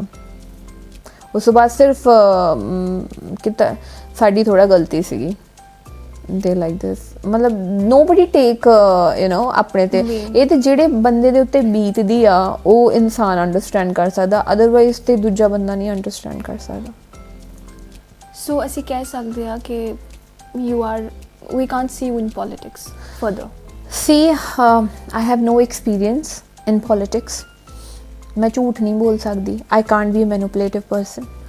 और मैं पैसे नहीं खर्च कर सकती, मतलब in that way कि मैं शराब पियावां किसी नूं वोटां पिछे। जे मैं being a politics, जे मैं किते इलेक्शन लड़दी हाँ ਮੈਂ ਕਦੀ ਮੈਨੂੰ ਲੱਗਦਾ ਨਹੀਂ ਵੀ ਜੋ ਹਿਸਾਬ ਕਿਤਾਬ ਹੈਗਾ ਆ ਪੰਜਾਬ ਦੇ ਵਿੱਚ ਐਰਕੀ ਪਹਿਲੀ ਵਾਰ ਵੇਖਣ ਲਈ ਮਿਲਿਆ ਸੀਗਾ ਬਸ ਆਮ ਆਦਮੀ ਪਾਰਟੀ ਵਾਲੇ ਕਿ ਲੋਕਾਂ ਨੇ ਸ਼ਰਾਬ ਤੋਂ ਬਿਨਾਂ ਜਾਂ ਆਪ ਇੱਕ ਸਾਹਮਣੇ ਆ ਕੇ ਵੋਟਾਂ ਪਾਈਆਂ, ਇਹ ਬਹੁਤ ਘੱਟ ਵੇਖਣ ਲਈ ਮਿਲਦਾ ਆ। ਸੋ ਅਦਰਵਾਈਜ਼ ਤੇ ਲੋਕੀ ਜਿਹੜੇ ਆ ਉਹ ਮੈਂ ਦੇਖਿਆ ਇਲੈਕਸ਼ਨਸ ਦੇ ਵਿੱਚ ਸ਼ਰਾਬ ਪੈਸਾ ਕਿੰਨਾ ਚੱਲਦਾ ਆ। ਸੋ ਮੈਨੂੰ ਲੱਗਦਾ ਕਿਤੇ ਨਾ ਕਿਤੇ ਜਿਹੜੀ ਕਰਪਸ਼ਨ ਹੈ ਉਹ ਆਪਾਂ ਲੋਕੀ ਹੀ ਉਹਨੂੰ ਸ਼ੁਰੂ ਕਰਦੇ ਆ। ਆਪਾਂ ਪੋਲੀਟੀਸ਼ੀਅਨਸ ਦੇ ਉੱਤੇ ਪਾਉਂਦੇ ਆ, ਜੇ ਪੋਲੀਟੀਸ਼ੀਅਨ 5 ਕਰੋੜ ਇਲੈਕਸ਼ਨ ਤੇ ਲਾਊਗਾ ਤਾਂ ਉਹਨੇ 10 ਕਰੋੜ ਕਮਾਉਣਾ ਆ ਤੁਹਾਡੇ ਤੋਂ। ਸੋ ਜੇ ਜਿੱਦਣ ਸਾਡੇ ਵਿੱਚ ਇਹ ਸਮਝ ਆ ਗਈ ਨਾ ਕਿ ਅਸੀਂ ਸ਼ਰਾਬ ਦੀ ਬੋਤਲ ਦੇ ਪਿੱਛੇ ਆਪਣੇ ਬੱਚੇ ਦਾ ਫਿਊਚਰ ਨਹੀਂ ਵੇਚਣਾ, ਉਦੋਂ ਮੈਨੂੰ ਲੱਗਦਾ ਹੈ ਕਿ ਸਾਡੇ ਇੱਥੇ ਚੇਂਜ ਆ ਸਕਦਾ ਆ। ਬਟ ਆਪਣੇ ਇੱਥੇ ਕਲਰਕ ਲੈਵਲ ਤੋਂ ਲੈ ਕੇ ਹਰ ਇੱਕ ਇਨਸਾਨ ਜਿਹੜਾ ਆ ਉਹ ਕਰਪਸ਼ਨ ਦੇ ਵਿੱਚ ਡੁੱਬਿਆ ਹੋਇਆ ਆ, ਪੈਸੇ ਲੈ ਰਿਹਾ ਆ, ਔਰ ਬਹੁਤ ਘੱਟ ਓਨੈਸਟ ਲੋਕੀ ਨੇ, ਔਰ ਓਨੈਸਟ ਲੋਕਾਂ ਨੂੰ ਟਿਕਣ ਵੀ ਨਹੀਂ ਦਿੰਦੇ। So it's just what's happening. So ਮੈਂ ਅਗਰ ਪੋਲੀਟਿਕਸ ਕਰਨਾ ਵੀ ਚਾਹੂੰਗੀ ਤੇ ਮੈਂ ਓਨੈਸਟੀ ਦੇ ਨਾਲ ਕਰਨਾ ਚਾਹੂੰਗੀ। ਮੈਂ ਪੈਸੇ ਨਹੀਂ ਦੇ ਸਕਦੀ, ਨਾ ਸ਼ਰਾਬ ਦੇ ਸਕਦੀ ਹਾਂ, ਇਹ ਸਾਰਾ ਕੁਝ ਨਹੀਂ ਕਰ ਸਕਦੀ। ਸੋ ਮੈਨੂੰ ਲੱਗਦਾ ਮੇਰੇ ਵਰਗੇ ਲੋਕਾਂ ਨੂੰ ਘੱਟ ਹੀ ਲੋਕੀ ਪਸੰਦ ਕਰਦੇ ਆ। ਪਸੰਦ ਬਹੁਤ ਕਰਦੇ ਨੇ, ਬੇਅਰ ਨਹੀਂ ਕਰ ਸਕਦੇ, ਸਹਿਨ ਨਹੀਂ ਕਰ ਸਕਦੇ। ਯੈਸ, ਇਹ ਕਹਿ ਸਕਦੇ ਹੋ। ਯਾ ਅੱਛਾ, ਜੇ ਬਾਈ ਚਾਂਸ ਇੱਕ ਦਿਨ ਲਈ ਲੈਟਸ ਸਪੋਜ਼ ਤੁਹਾਨੂੰ ਤੁਹਾਡੇ ਹੱਥ 'ਚ ਪਾਵਰ ਆ ਜਾਏ, ਸਟੇਟ ਦੀ, ਪੰਜਾਬ ਦੀ ਗੱਲ ਕਰਦੇ ਆ, ਕੀ ਚੇਂਜਸ ਲੈ ਕੇ ਆਉਣਾ ਚਾਹੋਗੇ? ਸਭ ਤੋਂ ਪਹਿਲਾਂ ਤੇ ਮੈਂ ਪੰਜਾਬ ਦੇ ਵਿੱਚ ਜਿਹੜੀ ਸਭ ਤੋਂ ਪਹਿਲਾਂ ਕਿਸਾਨਾਂ ਦੀ ਜਿਹੜੀ ਪ੍ਰੋਬਲਮ ਆ, ਪਾਣੀ ਦੇ ਰਿਲੇਟਡ ਪ੍ਰੋਬਲਮ ਆ ਸਭ ਤੋਂ ਜ਼ਿਆਦਾ ਜਿਹੜੇ ਕਿਸਾਨ ਫੇਸ ਕਰ ਰਹੇ ਨੇ। ਸੋ ਮੈਨੂੰ ਲੱਗਦਾ ਹੈ ਕਿ ਬਹੁਤ ਸਾਰੇ ਇਹ ਜਿਹੇ ਮਤਲਬ ਬੂਟੇ ਲਾ ਸਕਦੇ ਆ ਆਪਾਂ, ਜਿਵੇਂ ਹੁਣ ਝੋਨਾ ਆ ਹੈ ਨਾ, ਝੋਨਾ ਬਹੁਤ ਜ਼ਿਆਦਾ ਪਾਣੀ ਕੰਜ਼ਿਊਮ ਕਰਦਾ ਹੈ। ਬਹੁਤ ਛੇਤੀ ਮੈਂ ਇੱਕ ਚੀਜ਼ ਆਪਣੇ ਖੇਤਾਂ ਦੇ ਵਿੱਚ ਪਹਿਲਾਂ ਐਕਸਪੈਰੀਮੈਂਟ ਕਰ ਰਹੀ ਹਾਂ, ਫਿਰ ਮੈਂ ਬਾਕੀ ਕਿਸਾਨਾਂ ਨੂੰ ਵੀ ਕਹੂੰਗੀ ਉਸ ਚੀਜ਼ ਬਾਰੇ। ਬਿਕਾਜ਼ ਮੇਰੇ ਫਰੈਂਡ ਨੇ ਕੁਛ ਬੰਬੇ ਦੇ ਵਿੱਚ ਉਹਨਾਂ ਨੇ ਕਿਹਨੂੰ ਕਹਿੰਦੇ ਸਟੈਪ ਫਾਰਮਿੰਗ ਕੀਤੀ ਹੈ। ਉੱਥੇ ਉਹਨਾਂ ਨੇ ਯੂਰੇਨੀਅਮ ਦਾ ਬੂਟਾ ਲਾਇਆ ਹੈ ਜਿਹਦੇ ਵਿੱਚ ਆਇਲ ਨਿਕਲਦਾ, ਜਿਹੜਾ ਐਸੈਂਸ਼ੀਅਲ ਆਇਲ ਮੇਕਅਪ ਪ੍ਰੋਡਕਟਸ ਦੇ ਵਿੱਚ ਪੈਂਦਾ ਹੈ, ਐਂਡ ਉਹ ਬਹੁਤ ਹੀ ਐਕਸਪੈਂਸਿਵ ਆਇਲ ਹੁੰਦਾ ਆ। ਤੇ ਆਪਣੇ ਇੱਥੇ ਫਾਰਮਰਸ ਵਿਚਾਰੇ ਜਿਹੜੇ ਆ ਉਹ ਗੰਨਾ ਦੇ ਕੇ ਉਹਦੇ ਪੈਸੇ ਦੀ ਵੇਟ ਕਰਦੇ ਰਹਿੰਦੇ ਨੇ, ਉਹਨਾਂ ਨੂੰ ਮਿਲਦਾ ਨਹੀਂ। ਇੱਥੇ ਆਪਾਂ MSP ਦੀ ਗੱਲ ਕਰਦੇ ਰਹਿੰਦੇ ਆ, ਫਿਕਸ ਪ੍ਰਾਈਸ ਮਿਲੇ, ਤੇ ਲੋਕਾਂ ਨੂੰ ਮਤਲਬ ਉਹ ਝੋਨੇ ਤੇ ਕਣਕ ਜੋਗੇ ਤੇ ਜਾਂ ਗੰਨੇ ਜੋਗੇ ਹੀ ਰਹਿ ਜਾਂਦੇ ਨੇ।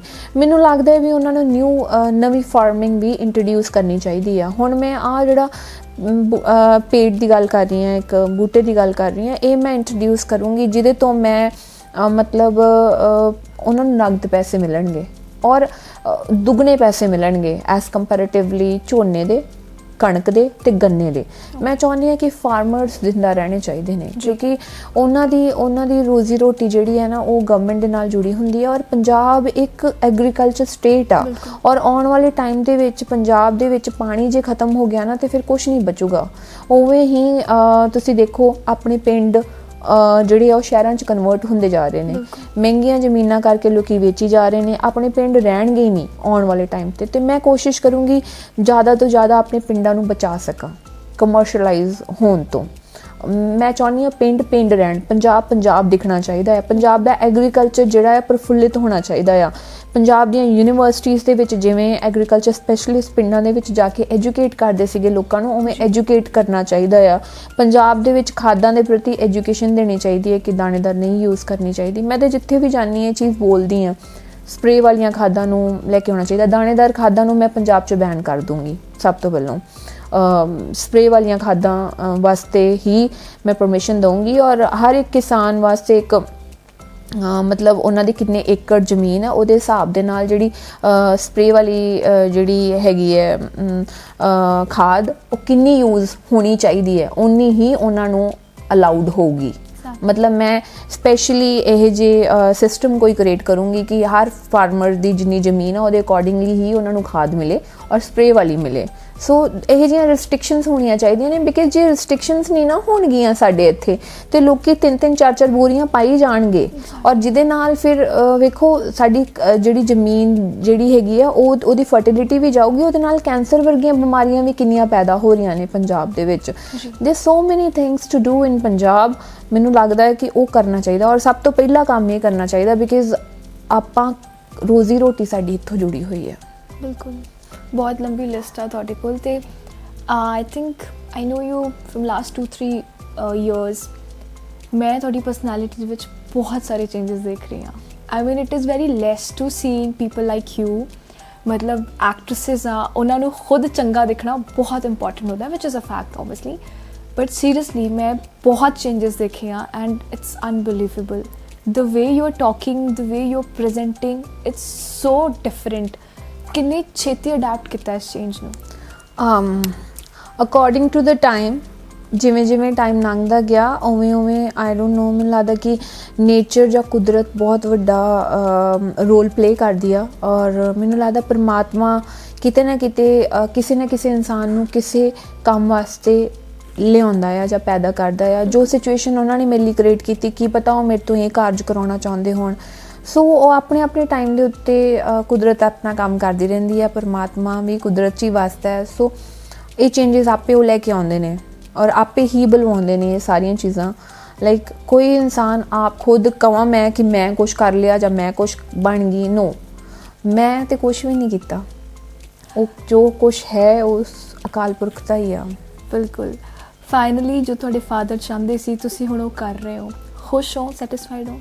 ਯਾ ਮੈਨੂੰ ਇਹ ਲੱਗਦਾ ਹੈ ਕਿ ਜੇ end of the day you know it's ਸਾਰੀਆਂ ਬਹੁਤ ਡੀਪ ਗੱਲਾਂ ਅਸੀਂ ਕਰਦੇ ਬਹੁਤ ਹਾਂ ਸਾਰੇ ਜਾਣੇ ਇਹ ਗੱਲਾਂ, ਬਟ ਆਪਾਂ ਅਪਣਾਉਂਦੇ ਬਹੁਤ ਘੱਟ ਆ.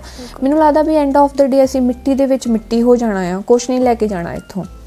ਲੈ ਕੇ ਕੀ ਜਾਣਾ? ਕਰਮ ਲੈ ਕੇ ਜਾਣੇ ਆ ਚੰਗੇ. ਸੋ ਆਪਾਂ ਬਾਣੀ ਸੁਣਦੇ ਵੀ ਹਾਂ ਬਟ ਆਪਾਂ ਬਾਣੀ ਦਾ ਮਤਲਬ ਨਹੀਂ ਸੁਣਦੇ, ਯੂ ਨੋ. ਸੋ ਉਹ ਬਾਣੀ ਦਾ ਮਤਲਬ ਦੇ ਵਿੱਚ ਹੀ ਇਹ ਸਭ ਕੁਛ ਹੈ ਕਿ ਚੰਗਾ ਸੋਚੋ, ਚੰਗਾ ਕਰੋ, ਬੁਰਾ ਨਾ ਸੋਚੋ ਕਿਸੇ ਦਾ ਵੀ, ਰਾਈਟ.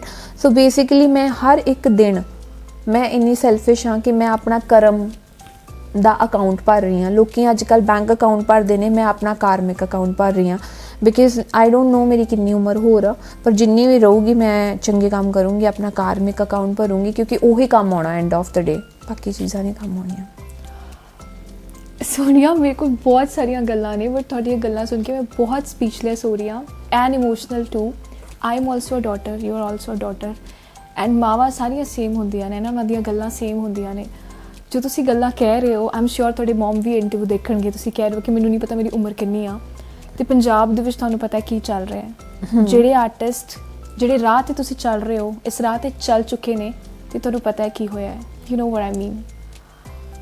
ਕਿਵੇਂ ਦੇਖ ਰਹੇ ਹੋ ਇਹਨਾਂ ਚੀਜ਼ਾਂ ਨੂੰ? ਸੋ ਵੇਖੋ ਮੈਨੂੰ ਕਿਸੇ ਤੋਂ ਕੋਈ ਡਰ ਨਹੀਂ ਲੱਗਦਾ. ਮੈਨੂੰ ਸਿਰਫ ਉਸ ਅਕਾਲ ਪੁਰਖ ਤੋਂ ਡਰ ਲੱਗਦਾ ਹੈ. ਉਹਨਾਂ ਨੇ ਜਿੰਨੀ ਲਿਖੀ ਆ ਉਨੀ ਆਪਾਂ ਭੋਗ ਕੇ ਜਾਣੀ ਆ, ਉਸ ਤੋਂ ਨਾ ਉੱਤੇ ਇੱਕ ਸਾਹ ਆਪਾਂ ਲੈ ਸਕਦੇ ਹਾਂ, ਹੈ ਨਾ. ਸੋ ਬੇਸਿਕਲੀ ਮੈਨੂੰ ਆ ਹੈ ਵੀ ਜਿੰਨੀ ਦੇਰ ਮੈਂ ਹਾਂ ਉਨੀ ਦੇਰ ਮੈਂ ਚੰਗੇ ਕੰਮ ਕਰਾਂ ਔਰ ਚੰਗੀ ਸੋਚ ਲੈ ਕੇ ਔਰ ਮੇਰੇ ਤੋਂ ਕੁਛ ਮੈਂ ਚੰਗਾ ਦੇ ਸਕਾਂ, ਯੂ ਨੋ, ਕਰ ਸਕਾਂ. That's what I M doing. ਜਿਹੜਾ ਇਨਸਾਨ ਸੱਚਾ ਹੁੰਦਾ ਹੈ, ਨਿਡਰ ਹੁੰਦਾ ਹੈ, ਆਈ ਨੋ ਉਹਨੂੰ ਡਰ ਨਹੀਂ ਲੱਗਦਾ ਜਾਂ ਉਹ ਪਰੇਸ਼ਾਨ ਨਹੀਂ ਹੁੰਦਾ, ਬਟ ਫਿਰ ਵੀ ਜੋ ਤੁਸੀਂ ਕਰ ਰਹੇ ਹੋ ਤੇ ਬਿਲਕੁਲ ਇਕੱਲੇ ਕਰ ਰਹੇ ਹੋ. ਐਂਡ ਜਿੰਨੀਆਂ ਵੀ ਗੱਲਾਂ ਹੋਈਆਂ ਪੋਲੀਟੀਕਲ ਪਾਰਟੀਜ਼ ਬਾਰੇ, ਲੋਕਾਂ ਬਾਰੇ ਕਿ ਲੋਕੀ ਕਿੰਨੇ ਚਲਾਕ ਚੁਸਤ ਹੁੰਦੇ ਨੇ, ਮਤਲਬ ਡਰ ਉੱਦਾਂ ਨਹੀਂ ਲੱਗਦਾ ਕਿ ਅੱਜ ਮੈਂ ਬਾਹਰ ਨਿਕਲ ਰਹੀ ਹਾਂ, ਮੈਂ ਇਕੱਲੀ ਹਾਂ, ਮਤਲਬ ਕਿਵੇਂ ਦੇਖਦੇ ਹੋ? ਵੇਖੋ ਇਕੱਲੇ ਆਏ, ਇਕੱਲੇ ਜਾਣਾ ਆ. ਮੇਰੇ ਨਾਲ ਮੈਂ ਇਹ ਸੋਚਦੀ ਹਾਂ ਕਿ ਹਰ ਇੱਕ ਇਨਸਾਨ ਦੇ ਅੰਦਰ ਜੋਤ ਜਗਦੀ ਹੈ ਪਰਮਾਤਮਾ ਦੀ. ਉਹ ਜਦੋਂ ਤੱਕ ਜਗਦੀ ਆ ਉਦੋਂ ਤੱਕ ਉਹ ਉਹਨਾਂ ਨੇ ਬੁਝਾਉਣੀ ਹੁੰਦੀ ਆ, ਦੂਜੇ ਇਨਸਾਨ ਨੇ ਨਹੀਂ ਬੁਝਾਉਣੀ ਹੁੰਦੀ. ਸੋ ਜਦੋਂ ਜਿੰਨੇ ਸਵਾਸ ਲਿਖੇ ਆ, ਮੈਂ ਉਹੀ ਗੱਲ ਕਹਿ ਰਹੀ ਹਾਂ, ਉਦੋਂ ਉਹਨਾਂ ਨੇ ਲੈ ਜਾਣਾ ਆ. ਜੇ ਮੇਰੇ ਨਾਲ ਮੇਰਾ ਵਾਹਿਗੁਰੂ ਚੱਲਦਾ ਆ ਫਿਰ ਮੈਨੂੰ ਕੋਈ ਕੁਛ ਨਹੀਂ ਕਹਿ ਸਕਦਾ, ਰਾਈਟ. ਇਹ ਐਕਚੁਅਲੀ ਗੁਰਬਾਣੀ ਦੇ ਵਿੱਚ ਵੀ ਆ ਵੀ ਜਿੰਨੀ ਉਹਨਾਂ ਨੇ ਲਿਖੀ ਆ ਉਨੀ ਹੀ ਮੈਂ ਭੁਗਤ ਕੇ ਜਾਣੀ ਆ. ਜੇ ਮੇਰੀ ਨਹੀਂ ਲਿਖੀ ਤਾਂ ਫਿਰ ਮੈਂ ਭਾਵੇਂ ਘਰ ਬੈਠੀ ਰਹਾਂ, ਭਾਵੇਂ ਮੈਂ ਕਮਰੇ ਦੇ ਅੰਦਰ ਲੁੱਕ ਕੇ ਬਹਿ ਜਾ, ਜੋ ਮੈਨੂੰ ਹੋਣਾ ਉਹ ਹੋ ਹੀ ਜਾਣਾ ਆ. ਸੋ ਡਰਨਾ ਡੁਰਨਾ ਨਹੀਂ ਚਾਹੀਦਾ. ਮੈਨੂੰ ਇਹ ਲੱਗਦਾ ਵੀ ਠੀਕ ਆ, ਨਿਡਰ ਹੋ ਕੇ ਬੋਲਣਾ ਚਾਹੀਦਾ, ਸੱਚ ਬੋਲਣਾ ਚਾਹੀਦਾ ਆ, ਕਿਉਂਕਿ ਐਟਲੀਸਟ ਐਂਡ ਆਫ ਦ ਡੇ ਤੁਸੀਂ ਆਪਣੇ ਆਪ ਦੇ ਵਿੱਚ ਸੈਟਿਸਫਾਈਡ ਹੋ, ਕਿਤੇ ਨਾ ਕਿਤੇ ਤੁਸੀਂ ਗਲਤ ਨਹੀਂ ਹੋ, ਤੁਸੀਂ ਸੱਚ ਬੋਲ ਰਹੇ ਹੋ, ਤੁਸੀਂ ਮੈਨੂਪਲੇਟ ਨਹੀਂ ਕਰ ਰਹੇ ਕਿਸੇ ਵੀ ਸਿਚੁਏਸ਼ਨ ਨੂੰ ਲੈ ਕੇ. ਔਰ ਸੱਚ ਬੋਲਣਾ ਬਹੁਤ ਚੰਗੀ ਗੱਲ ਹੁੰਦੀ ਆ. ਤਾਂ ਦੀ ਪਰਮਾਤਮਾ ਤੁਹਾਡੇ ਅੰਦਰ ਵਸਦਾ ਹੈ, ਤਾਂ ਦੀ ਤੁਸੀਂ ਉਹ ਤੁਹਾਡਾ ਸਾਥ ਵੀ ਦਿੰਦਾ ਆ. ਪਰ ਜਿੱਥੇ ਅਸੀਂ ਰਹਿ ਰਹੇ ਹਾਂ, ਜਿਹੜੀ ਪੰਜਾਬ ਸਟੇਟ ਆ ਨਾ, ਮਤਲਬ ਬੜੀ ਐਕਟਿਵ ਜੀ ਸਟੇਟ ਆ ਹਰ ਚੀਜ਼ ਦੇ ਲਈ. ਦੇਖ ਲਓ ਤੁਸੀਂ ਹੈ ਨਾ, ਆਰਟਿਸਟ ਕਿੰਨੇ ਜ਼ਿਆਦਾ, ਕੁਛ ਆਰਟਿਸਟ ਪੋਲੀਟੀਕਲੀ ਬਹੁਤ ਐਕਟਿਵ ਨੇ, ਆਪਣਾ ਪੱਖ ਰੱਖਦੇ ਆ ਹਰ ਚੀਜ਼ ਦੇ ਵਿੱਚ. ਜੇ ਗੱਲ ਦੀਪ ਸਿੱਧੂ ਅਤੇ ਸਿੱਧੂ ਮੂਸੇਵਾਲੇ ਦੀ ਕਰਾਂ, ਸੱਚੇ ਇਨਸਾਨ ਸੀਗੇ, ਜੋ ਵੀ ਹੋਇਆ ਹੈ ਨਾ ਉਹ ਸਹੀ ਨਹੀਂ ਹੋਇਆ. ਸੋ ਆਰਟਿਸਟਾਂ ਨੂੰ ਜੇ ਸਿਕਿਉਰਿਟੀ ਦੀ ਗੱਲ ਕੀਤੀ ਜਾਵੇ, you are one of them, ਉਹਨਾਂ ਨਾਲ ਕੀ ਹੋਇਆ ਸਾਨੂੰ ਸਭ ਨੂੰ ਪਤਾ ਹੈ. ਮੈਂ ਇੱਥੇ ਨੈਗੇਟਿਵ ਸਾਊਂਡ ਬਿਲਕੁਲ ਨਹੀਂ ਕਰਨਾ ਚਾਹੁੰਦੀ. ਸਰਕਾਰ ਦਾ ਦੋਸ਼ ਲੱਗਦਾ ਹੈ ਤੁਹਾਨੂੰ? ਉਹ ਜਿਹੜੇ 2 ਬੰਦੇ ਗਏ ਨੇ ਕਿਉਂ, ਮਤਲਬ ਉਹਨਾਂ ਦੀ ਇੰਨੀ ਲਿਖੀ ਸੀ ਜਾਂ ਲੋਕ ਗਲਤ ਸੀ? ਵੇਖੋ ਮੈਨੂੰ ਇਹ ਲੱਗਦਾ ਜਿੰਨੀ ਜਿਹਦੀ ਲਿਖੀ ਹੁੰਦੀ ਉਹਨੇ ਭੋਗ ਕੇ ਜਾਣੀ ਆ, ਰਾਈਟ। ਮੈਂ ਕਦੀ ਸਿਕਿਉਰਿਟੀ ਨਹੀਂ ਡਿਮਾਂਡ ਕੀਤੀ ਔਰ ਨਾ ਹੀ ਮੈਨੂੰ ਸਿਕਿਉਰਿਟੀ ਚਾਹੀਦੀ ਆ, ਕਿਉਂਕਿ ਮੈਨੂੰ ਕਾਹਦੇ ਵਾਸਤੇ ਸਿਕਿਉਰਿਟੀ ਚਾਹੀਦੀ? ਮੈਂ ਕਿਹੜਾ ਕਿਸੇ ਦਾ ਗਲਤ ਕਰ ਰਹੀ ਹਾਂ ਜਾਂ ਗਲਤ ਬੋਲ ਰਹੀ ਹਾਂ। ਹਾਂ ਮੈਂ ਇਹ ਕਹਿੰਦੀ ਹਾਂ ਵੀ ਜਿਹੜੇ ਉਹ ਸੂਰੀ ਨੂੰ ਪਿੱਛੇ ਗੋਲੀਆਂ ਮਾਰੀਆਂ ਸੀਗੀਆਂ, ਇਹੋ ਜਿਹੇ ਬੰਦਿਆਂ ਨੂੰ ਸਿਕਿਉਰਿਟੀਆਂ ਨਹੀਂ ਦੇਣੀਆਂ ਚਾਹੀਦੀਆਂ, ਕਿਉਂਕਿ ਜੇ ਤੁਸੀਂ ਆਪਣੀ ਜ਼ੁਬਾਨ ਹੀ ਸਭ ਕੁਝ ਕਰਾਉਂਦੀ ਆ, ਤੁਸੀਂ ਆਪਣੀ ਜ਼ੁਬਾਨ ਦੇ ਤੋਂ ਮਾੜਾ ਨਾ ਬੋਲੋ ਕਿਸੇ ਨੂੰ ਵੀ, ਲਾਈਕ ਮੰਦਾ ਨਾ ਬੋਲੋ ਤੁਸੀਂ ਕਿਸੇ ਧਰਮ ਬਾਰੇ, ਕਿਸੇ ਚੀਜ਼ ਬਾਰੇ, ਰਾਈਟ। ਤੁਹਾਨੂੰ ਕੋਈ ਕੁਛ ਕਿਉਂ ਕਹੂਗਾ ਜੇ ਤੁਸੀਂ ਹਰ ਕੋਈ ਇਨਸਾਨ ਮੈਨੂੰ ਲੱਗਦਾ ਚੰਗਾ ਕਰਨਾ ਚਾਹੁੰਦਾ ਹੈ ਜਾਂ ਚੰਗੀ ਸੋਚ ਰੱਖਦਾ ਆ, ਰਾਈਟ। ਮੇਰੇ ਤੋਂ ਤਕਲੀਫ ਹੋ ਸਕਦੀ ਹੈ ਆਈ ਡੋਂਟ ਨੋ ਕਿੰਨਾ ਲੋਕਾਂ ਨੂੰ ਜਿਹੜੇ ਸੱਚ ਬਰਦਾਸ਼ਤ ਨਹੀਂ ਕਰਦੇ। ਹਾਂ ਮੇ ਵੀ ਉਹਨਾਂ ਨੂੰ ਹੋ ਸਕਦੀ ਹੈ, ਬਾਕੀ ਤੇ ਮੈਨੂੰ ਲੱਗਦਾ ਵੀ ਕਿਸੇ ਨੂੰ ਹੋਊਗੀ ਨਹੀਂ, ਰਾਈਟ। ਜੇ ਹੁੰਦੀ ਵੀ ਹੋਊਗੀ ਤੇ ਮੈਨੂੰ ਕੋਈ ਪ੍ਰੋਬਲਮ ਨਹੀਂ ਹੈਗੀ ਇਸ ਚੀਜ਼ ਦੇ ਵਿੱਚ। ਸੋ ਬੇਸਿਕਲੀ ਸਿਕਿਉਰਿਟੀ ਲੈਣ ਦੇ ਨਾਲ ਕੀ ਫਰਕ ਪੈਣ ਵਾਲਾ? ਸਿਕਿਉਰਿਟੀ ਜਿੰਨੇ ਜਾਣਾ ਨਾ ਸਿਕਿਉਰਿਟੀਆਂ ਦੇ ਨਾਲ ਵੀ ਚੱਲ ਜਾਣਾ ਆ। ਸੋ ਹਾਂ, ਸੋ ਜਿੰਨੀ ਜਿਹਦੀ ਲਿਖੀ ਹੈ, ਜਿੰਨਾ ਭਾਗ ਕੋਈ ਪਾਉਣ ਡਿਆ ਆ ਉਹਨਾਂ ਭੁਗਤ ਕੇ ਚੱਲ ਜਾਊਗਾ। ਅੱਛਾ, ਜਿੱਦਾਂ ਮੈਂ ਸਟਾਰਟਿੰਗ 'ਚ ਕਿਹਾ ਵੀ ਸਾਰੇ ਆਰਟਿਸਟ ਆਪਣੇ ਕੰਮਾਂ 'ਚ ਲੱਗ ਗਏ ਸੀ ਜਦੋਂ ਕਿਸਾਨੀ ਅੰਦੋਲਨ ਖਤਮ ਹੋਇਆ, ਅਤੇ ਜਿਹੜੇ ਤੁਹਾਡੇ ਆਰਟਿਸਟ ਫਰੈਂਡਸ ਆ ਇੰਡਸਟਰੀ ਦੇ, ਉਹਨਾਂ ਨੇ ਨਹੀਂ ਕਿਹਾ ਵੀ ਸੋਨੀਆ ਮੁੜਾ ਹੁਣ ਬਹੁਤ ਹੋ ਗਿਆ ਸੀ? ਇੱਥੇ ਆਪਣੀ ਇੰਡਸਟਰੀ ਬਹੁਤ ਖੋਖਲੀ ਆ, ਇੱਥੇ ਲੋਕੀ ਬਹੁਤ ਚੰਗਾ ਬਣ ਕੇ ਵਿਖਾਉਂਦੇ ਨੇ ਬਟ ਉਹ ਹੁੰਦੇ ਨਹੀਂ, ਉਹ ਸਿਰਫ ਆਪੋ ਆਪਣਾ ਸੋਚਦੇ ਨੇ ਔਰ they are very selfish people. ਉਹ ਕਦੀ ਕਿਸੇ ਦੇ ਨਾਲ ਨਹੀਂ ਖੜਦੇ ਔਰ ਪੈਸੇ ਤੋਂ ਬਿਨਾਂ ਕਿਸੇ ਲਈ ਕੰਮ ਨਹੀਂ ਕਰਦੇ, ਔਰ ਆਪਾਂ ਆਮ ਲੋਕੀ ਉਹਨਾਂ ਦੇ ਫੈਨ ਹੁੰਦੇ ਆ, ਉਹ ਖੋਖਲੇ ਲੋਕਾਂ ਦੇ। ਸਿਰਫ ਆਪਾਂ ਨੂੰ ਉਹਨਾਂ ਦੇ ਫੈਨ ਹੋਣਾ ਚਾਹੀਦਾ, ਉਹਨਾਂ ਦੀ ਕਲਾ ਦਾ, ਨਾ ਕਿ ਉਹਨਾਂ ਦੀ ਸ਼ਖਸੀਅਤ ਦਾ, ਕਿਉਂਕਿ ਸ਼ਖਸੀਅਤ ਉਹ ਚੰਗੀ ਨਹੀਂ ਹੁੰਦੀ ਉਹਨਾਂ ਦੀ। ਸ਼ਖਸੀਅਤ ਦਾ ਜੇ ਫੈਨ ਹੋਣਾ ਆ ਨਾ ਤੇ ਫਿਰ ਭਗਤ ਸਿੰਘ, ਰਾਜਗੁਰੂ ਜਾਂ ਸ਼ਹੀਦ ਊਧਮ ਸਿੰਘ, ਇਹਨਾਂ ਦੀ ਸ਼ਖਸੀਅਤ ਦਾ ਫੈਨ ਹੋ ਤੁਸੀਂ, ਜਿਹੜੇ ਦੇਸ਼ ਵਾਸਤੇ ਕੁਝ ਕਰਕੇ ਗਏ ਨੇ ਔਰ ਜਿਹੜੇ ਸੱਚੇ ਸੁੱਚੇ ਲੋਕ ਨੇ, ਰਾਈਟ। ਸ਼ਖਸੀਅਤ ਆਰਟਿਸਟ ਦਾ ਫੈਨ ਨਹੀਂ ਹੋਣਾ ਚਾਹੀਦਾ, ਸਿਰਫ ਉਹਨਾਂ ਦੀ ਕਲਾ ਦਾ ਫੈਨ ਹੋਣਾ ਚਾਹੀਦਾ। ਜੇ ਕੋਈ ਐਕਟਿੰਗ ਵਧੀਆ ਕਰਦਾ ਉਹਦੀ ਐਕਟਿੰਗ ਦਾ ਹੀ ਫੈਨ ਹੋਣਾ ਚਾਹੀਦਾ, ਜੇ ਕੋਈ ਸਿੰਗਰ ਆ ਤੇ ਉਹਦੀ ਆਵਾਜ਼ ਦਾ ਹੀ ਫੈਨ ਹੋਣਾ ਚਾਹੀਦਾ। ਕੋਈ ਇਹ ਕਵੇ ਕਿ ਉਹ ਕੀ ਪਾਉਂਦਾ ਆ ਜਾਂ ਕੀ ਖਾਂਦਾ ਆ ਜਾਂ ਕੀ ਗਹਿ ਜਿਹੇ ਗਾਣੇ ਗਾਉਂਦਾ ਆ ਤੇ ਅਸੀਂ ਉਹਦੇ ਵਰਗੇ ਬਣ ਜਾਈਏ, that's a bad thing, that's a bad message to society also. Because ਬਹੁਤ ਸਾਰੇ ਸਿੰਗਰ ਜਿਹੜੇ ਨੇ ਉਹ ਆਪਣੇ ਗਾਣਿਆਂ 'ਚ ਫੀਮ ਦੀ ਡੱਬੀ ਦਾ ਜ਼ਿਕਰ ਕਰਦੇ ਨੇ, ਔਰ ਮੈਂ ਬਹੁਤ ਲਾਜ਼ਮੀ ਤੌਰ 'ਤੇ ਦੇਖਿਆ ਹੈ ਬੱਚਿਆਂ ਨੂੰ ਉਹ ਉਸੇ ਤਰੀਕੇ ਦੇ ਨਾਲ ਟਸ਼ਨ ਮਾਰਦੇ ਹੋਏ ਚਾਂਦੀ ਦੀ ਡੱਬੀ ਦੇ ਵਿੱਚ, and that's not a good message society ਵਾਸਤੇ। ਸੋ ਉਹ ਯੂਥ ਵਾਸਤੇ, ਉਹ ਬੱਚਿਆਂ ਵਾਸਤੇ ਮੈਸੇਜ ਹੈ ਕਿ ਉਹਨਾਂ ਦੀ ਸਿੰਗਿੰਗ ਜ਼ਰੂਰ ਇੰਜੋਏ ਕਰੋ ਬਟ ਉਹਨਾਂ ਨੂੰ ਅਮਲੀ ਤੌਰ ਦੇ ਉੱਤੇ ਆਪਣੀ ਜ਼ਿੰਦਗੀ ਦੇ ਵਿੱਚ ਲੈ ਕੇ ਨਾ ਆਓ, that's not a good point. ਬਿਲਕੁਲ। ਪੰਜਾਬੀ, ਬਾਲੀਵੁੱਡ, ਤੁਸੀਂ ਬੜੀ ਇੰਡਸਟਰੀ 'ਚ ਕੰਮ ਕਰ ਚੁੱਕੇ ਹੋ, ਕੁਝ ਚੇਂਜਸ ਲੈ ਕੇ ਆਉਣਾ ਚਾਹੋਗੇ ਸਪੈਸ਼ਲੀ ਫॉर ਗਰਲਸ ਐਕਟ੍ਰੈਸਿਸ ਦੇ ਲਈ? ਮੈਂ ਚਾਹੁੰਦੀ ਹਾਂ ਕਿ ਗਵਰਨਮੈਂਟ ਨੂੰ ਵੀ ਇਹਦੇ ਵਿੱਚ ਪਾਰਟਿਸਿਪੇਟ ਕਰਨਾ ਚਾਹੀਦਾ ਹੈ ਇੰਡਸਟਰੀ ਦੇ ਵਿੱਚ। Being Bhagwant Mann as an artist, he know how much struggle in this industry. So ਇੱਥੇ ਬਹੁਤ ਆਰਟਿਸਟ ਨੇ, ਥੀਏਟਰ ਆਰਟਿਸਟ ਨੇ ਜਿਹੜੇ ਐਕਚੁਅਲ ਦੇ ਵਿੱਚ ਕਲਾਕਾਰ ਨੇ, ਜਿਹੜੇ ਐਕਟਿੰਗ ਨੂੰ ਪਸੰਦ ਕਰਦੇ ਨੇ, ਉਹਨਾਂ ਵਾਸਤੇ ਕੋਈ ਰੋਜ਼ਗਾਰ ਨਹੀਂ ਹੈਗਾ। ਉਹਨਾਂ ਵਾਸਤੇ ਫਿਲਮਾਂ ਹੋਣੀਆਂ ਚਾਹੀਦੀਆਂ, ਉਹਨਾਂ ਵਾਸਤੇ ਪੰਜਾਬੀ ਡਰਾਮੇ ਹੋਣੇ ਚਾਹੀਦੇ ਨੇ, ਜਿਹੜੇ ਪੰਜਾਬੀ ਡਰਾਮੇ ਪੰਜਾਬ ਗਵਰਨਮੈਂਟ ਵੱਲੋਂ ਪ੍ਰੋਡਿਊਸ ਹੋਣੇ ਚਾਹੀਦੇ ਨੇ, ਜਿਨ੍ਹਾਂ ਦੇ ਸੈਟੇਲਾਈਟਸ ਚੈਨਲਸ ਹੋਣੇ ਚਾਹੀਦੇ ਨੇ, ਜਿੱਥੋਂ ਉਹ ਆਪਣੀ ਕਮਾਈ ਵੀ ਕਰ ਸਕਦੇ ਨੇ ਤੇ ਉਹਨਾਂ ਨੂੰ ਰੋਜ਼ਗਾਰ ਵੀ ਦੇ ਸਕਦੇ ਨੇ, ਕਿਉਂਕਿ ਜਿਹਦੇ ਨਾਲ ਸਾਡਾ ਪੰਜਾਬੀ ਸਿਨੇਮਾ ਪ੍ਰਫੁੱਲਿਤ ਹੋਊਗਾ। ਅਸੀਂ ਪਾਕਿਸਤਾਨੀ ਡਰਾਮੇ ਦੇਖਦੇ ਹਾਂ, ਕਿੰਨੇ ਵਧੀਆ ਡਰਾਮੇ ਹੁੰਦੇ ਆ, ਉਹ 'ਚ ਪੰਜਾਬੀ ਕਿੰਨੀ ਵਧੀਆ ਉਹਨਾਂ ਨੇ ਬੋਲੀ ਹੁੰਦੀ ਹੈ, ਔਰ ਇਨਫੈਕਟ ਉਹ ਆਪਣੀ ਪੰਜਾਬੀਅਤ ਨੂੰ ਕਿੱਥੋਂ ਤੱਕ ਲੈ ਕੇ ਗਏ। ਪਿੱਛੇ ਐਡੀ ਵੱਡੀ ਫਿਲਮ ਆਈ ਹੈ ਉਹਨਾਂ ਦੀ, ਔਰ ਕਿੰਨੇ 100 ਕਰੋੜ ਦੀ ਫਿਲਮ ਬਣੀ ਹੋਊਗੀ।